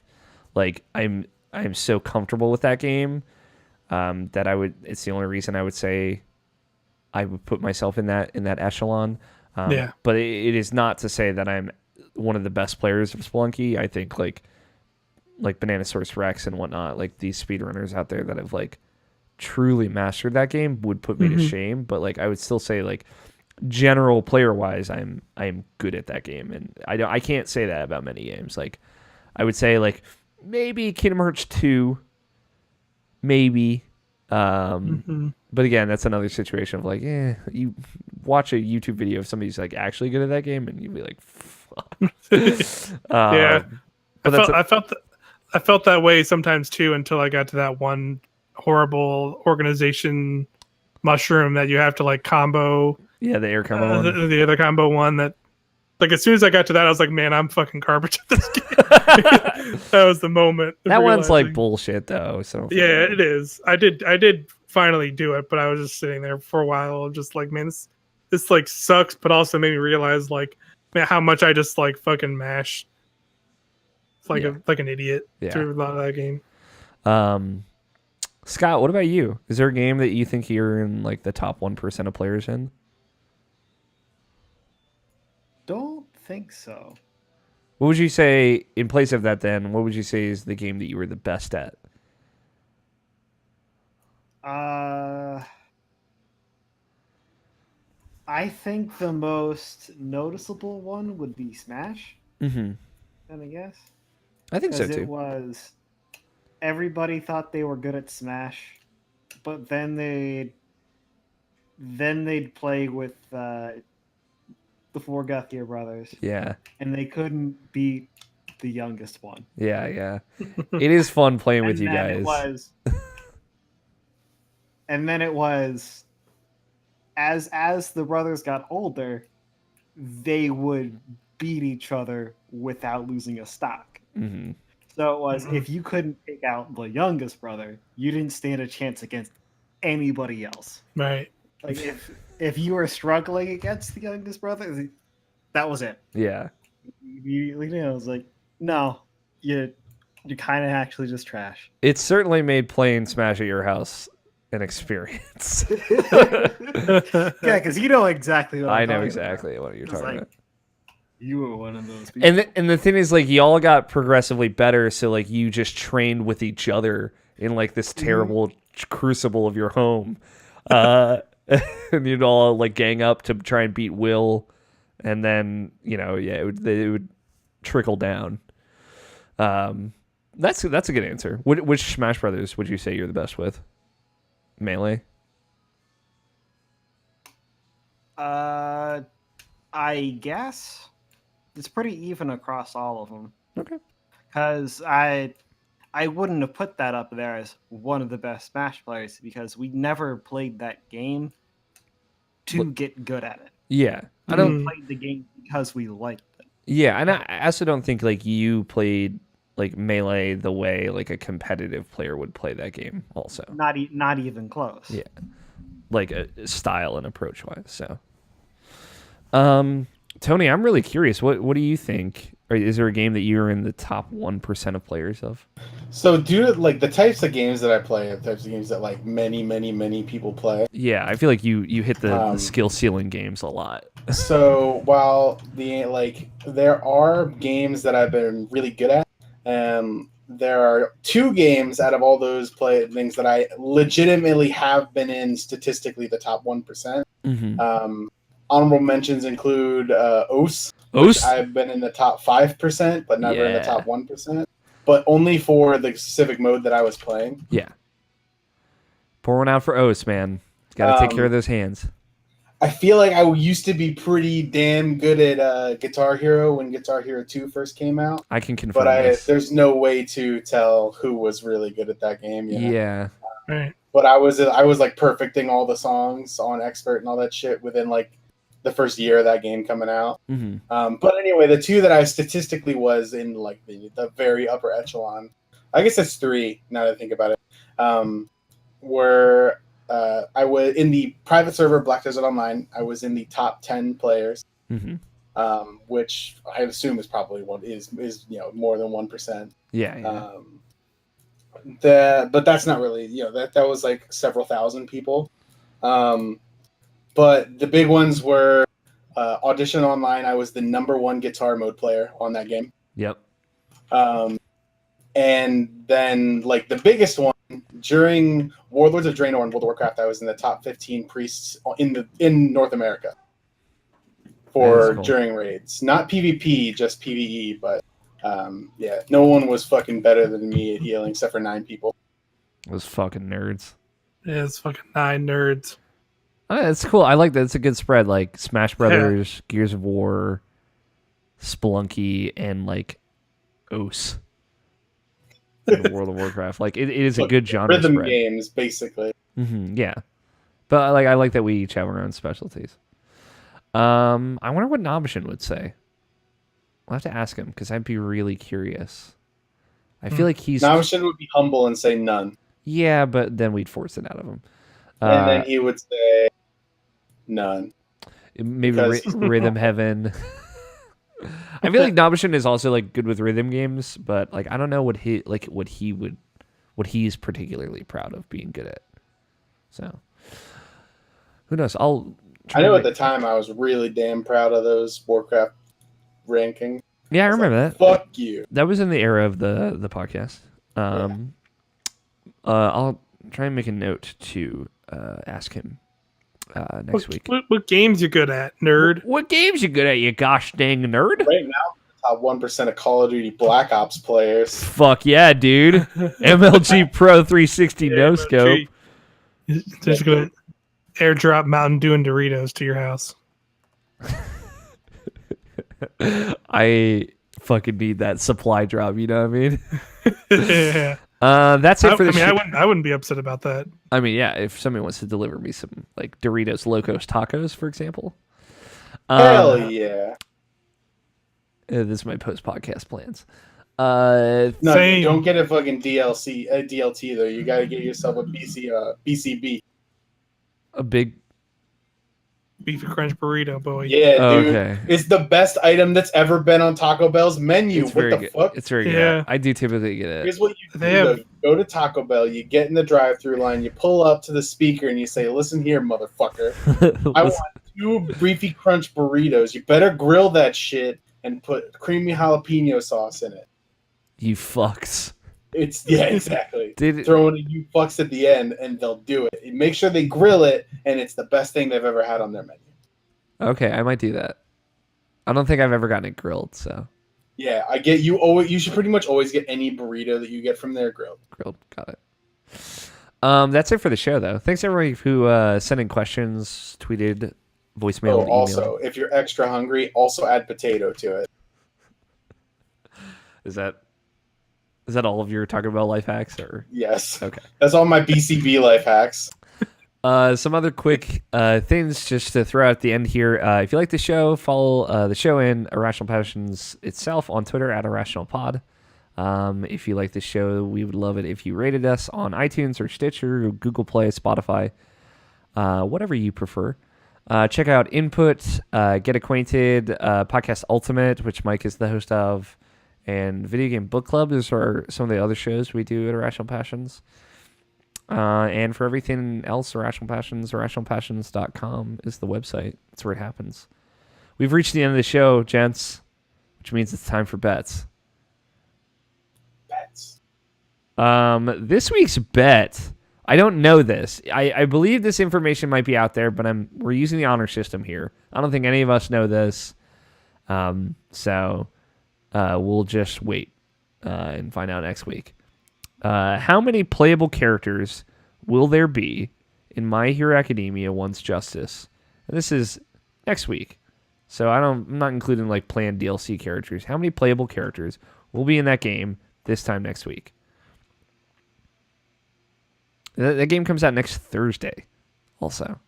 which just seems like a I bet weird. you- Yeah, That's a lot. it's just. I thought it was the same day as Red Dead. It said on Wikipedia it's coming out on the 25th, and Red Dead comes out on the 26th. Oh, okay. But I don't fucking know. I don't know if the My Hero Academia video game is enough to merit a Friday release. I'm gonna be perfectly honest. I mean, yeah, I guess that's fair. At least in the U.S. Yeah. I don't know. They did have to extend the movie showings. It's true. My Hero Academia is hella popular. When you're ready, Tony, you can type in your bet. Can I just say it? Yeah. 20. 20. Okay. So Mike, just so you know, by default, And there's no rhyme or reason to that number. I just fucking guessed. that's what we all do. Yep. Mike, you were on my team, since Nabshin's not here. So Mike, you bet 21. Scott bet 28. I bet 24. Oh, wow. Tony I bets 20. thought I was going to be on the high end. Jesus. Yeah, Scott's on the high end. That's good. It's like 12 people per class, and there's 2 classes. And then there's the pro heroes. Yeah. I don't think that every character is going to be playable, though. No. I would But say, like... you have a spread of a good 50 plus that they could pull from. Yeah. But I would say, like, the majority of Class A, and then Yeah. All Might, definitely. Yep. Yep. All for One, probably. A couple of the villains. Yeah, a couple of Yeah. villains. They have- And then, They're like, gonna a throw teacher some- or two. You know? I'm pretty sure they're going to Yeah. throw some Class B in there as well. That'd be cool. I'm really curious to see what the actual roster looks like. Yeah. 'Cause I have. you've got I have so many seen cool some characters. footage. I have seen some footage. I haven't seen I don't think they've set a full roster yet. Yeah. But some of the characters you've all named already And then there's we got already the gameplay out others. there. I've only seen gameplay of Deku and the main villain dude with the hands on his All face. for One? No. Oh, No, no. yeah. What's his face? Yeah. Yeah. Yeah. He's got a very Um, Japanese name. That I It's can't- a lot of class 1. Like I always forget the Gravity Girl's name. Ochaka. Ochaka. That's it. Something like that. I thought it was something like that. I She's mean, there. Bakugo's there. What's up? I'm an All Might main. Yeah, we're all Might mains. All Might is there, and so is the bandage guy. Or is that- no, I'm thinking of the wrong dude. Oh no, it's not bandage guy. It's the guy with the sound. I don't know why I thought bandage, but he's the dude who can nullify people's powers by looking at the teacher. Yeah, because there's 2 bandage guys. One who's literally a tape power. The other Right. one who uses That's. the wraps around his neck. Yeah. Mhm. So last week's bet, 2 weeks ago's bet, which is really funny that we did this. Nabashin considered this a safe bet, but of course. Call of Duty Black Ops 4 releases on Friday, October 12th. In the IGN written review, how many times will the word duty be used? Very funny bet. Here's the thing. So IGN was like, hey, we're going to do something different with our Call of Duty review this year. So they did 3 reviews, one for each mode. So one for zombies, one for multiplayer, and one for Blackout. And then they did one overall review of all of it together. So I'm going to use the overall review. I feel like that is fair. But there's a little bit of like an intro part that links to the other 3 reviews. I'm not going to include that. And I'll just include body text of the review because I think that's fair. If it ends, I don't think it'll end up making a difference. I haven't counted this yet, but if it does, we can talk about it. I bet, for reference, before we get into this, I bet 4, Tony bet 5, Scott bet 2, and Nabashin said 12. 1, 2. Oh, come on.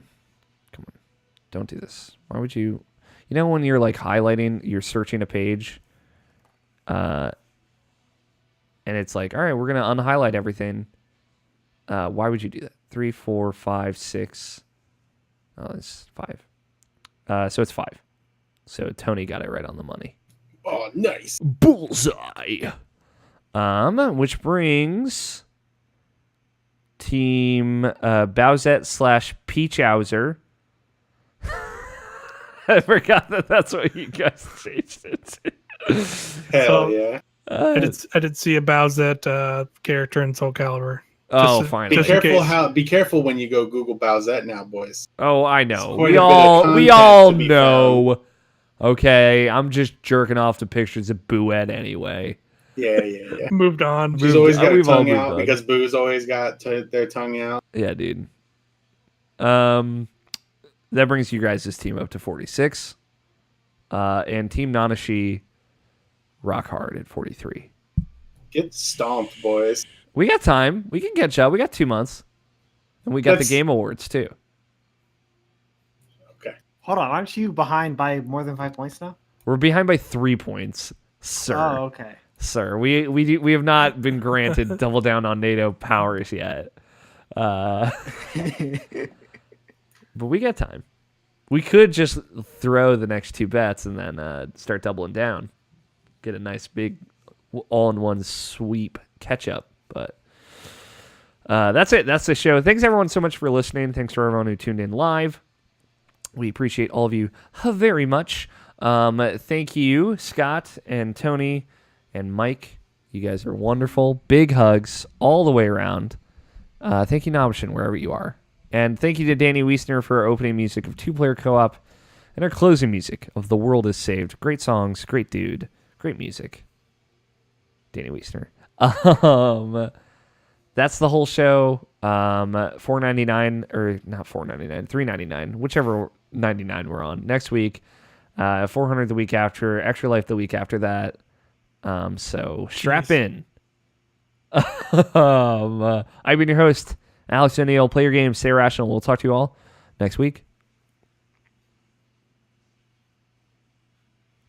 Titles. Hold on. Yeah? This is important. Okay.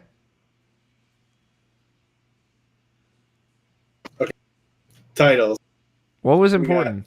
Were you writing the last one? What? Never mind. Hit me with titles. I don't jungle anymore. Broken Shields. Destiny 2 work conditions. This cute dragon gotcha. Mike's demon audio. Irrational Passions audio ghost. 420 boner _ big boy junior. And I'm an All Might main. I got better as the show went on. I think is what we can take away from this. In the series of Alex Writes Titles episodes, I feel like this is my best one. This is my best performance. I mean, we've had ones where there were no titles at the end. It's true. I remembered this time, and I was listening out. I mean, like, there's nothing better than 420 boner _ big boy junior. It's true. There never will be, I think. What do you like, Tony? Yeah, but that's a very specific title. It is. Or a very specific episode number. It is. Oh, true. Shit. All right, we gotta save it. We gotta save it. We only got 20 more weeks to go. We can do it. Tony, what do you like? What do you want the title to be? I would like 420 boner _ big boy junior. Okay. Bringing it back. Mike, what do you want the title to be? I mean, how's like it's almost impossible to not pick that one. I want you to tell me from the heart. I mean, like, listen. Yeah. I'm gonna show you how. Okay. It was a little something like this. Okay. The Irrational Passions audio ghost. All right. I like that one too. It's pretty good. Because we always have so many fucking audio issues. Yeah, that one's good too. I like that one. And I'm All Might main. Yeah, I'm an All Might main is also good. It's true though. I am an All Might main already. Yeah, it's true. I believe it. You're probably very good. Top 1% easily. Okay. All for one. All for one, man. I will fucking kill you if you're an All for One main. That guy's evil. Yeah, dude sucks. Mike, did you end up seeing the My Hero Academia movie? I didn't. No. Okay. Didn't have time to go out and see it in theaters. It's good. But I'll see it when I can. But I'm sure it'll be up digitally somewhere at some point. It's 3 episodes, and then the 4th one where it was all worth it. This is how I would describe it to you. No, it's good. It's fun. I saw it with Scott and Tony, so I am colored by the experience, but I loved it. Let's do. Man, I feel like we are letting something pass by if we don't choose 420 boner _ big boy junior. I mean, you know what I voted for. But if we can promise to use boner _ big boy junior as the title for episode 420, I am okay doing it. I'm not going to promise you anything, sir. All right, then we got to do it. All right, fuck it. 420 boner _ big boy junior. Mike, I'm gonna write out a phrase I'd like you to say, and Tony, I'd really love it if you said the title itself.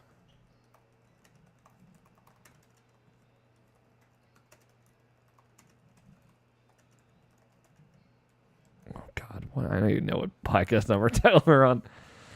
When you're ready, Mike. Alrighty. You're listening to the Irrational. I was gonna say you gotta give me a good take. Listening to the. Okay. The guh. The guh. Because that's words. All right. You're listening to the guh. To the guh. The guh. All right. You're listening to the Irrational Passions Podcast, episode 398. 420 boner _ big boy junior is my PSN handle. That's it. Don't you fucking forget. Don't you dare forget it, you fucking nerds. Thanks everyone for watching. We appreciate all of you very much. Have a good night.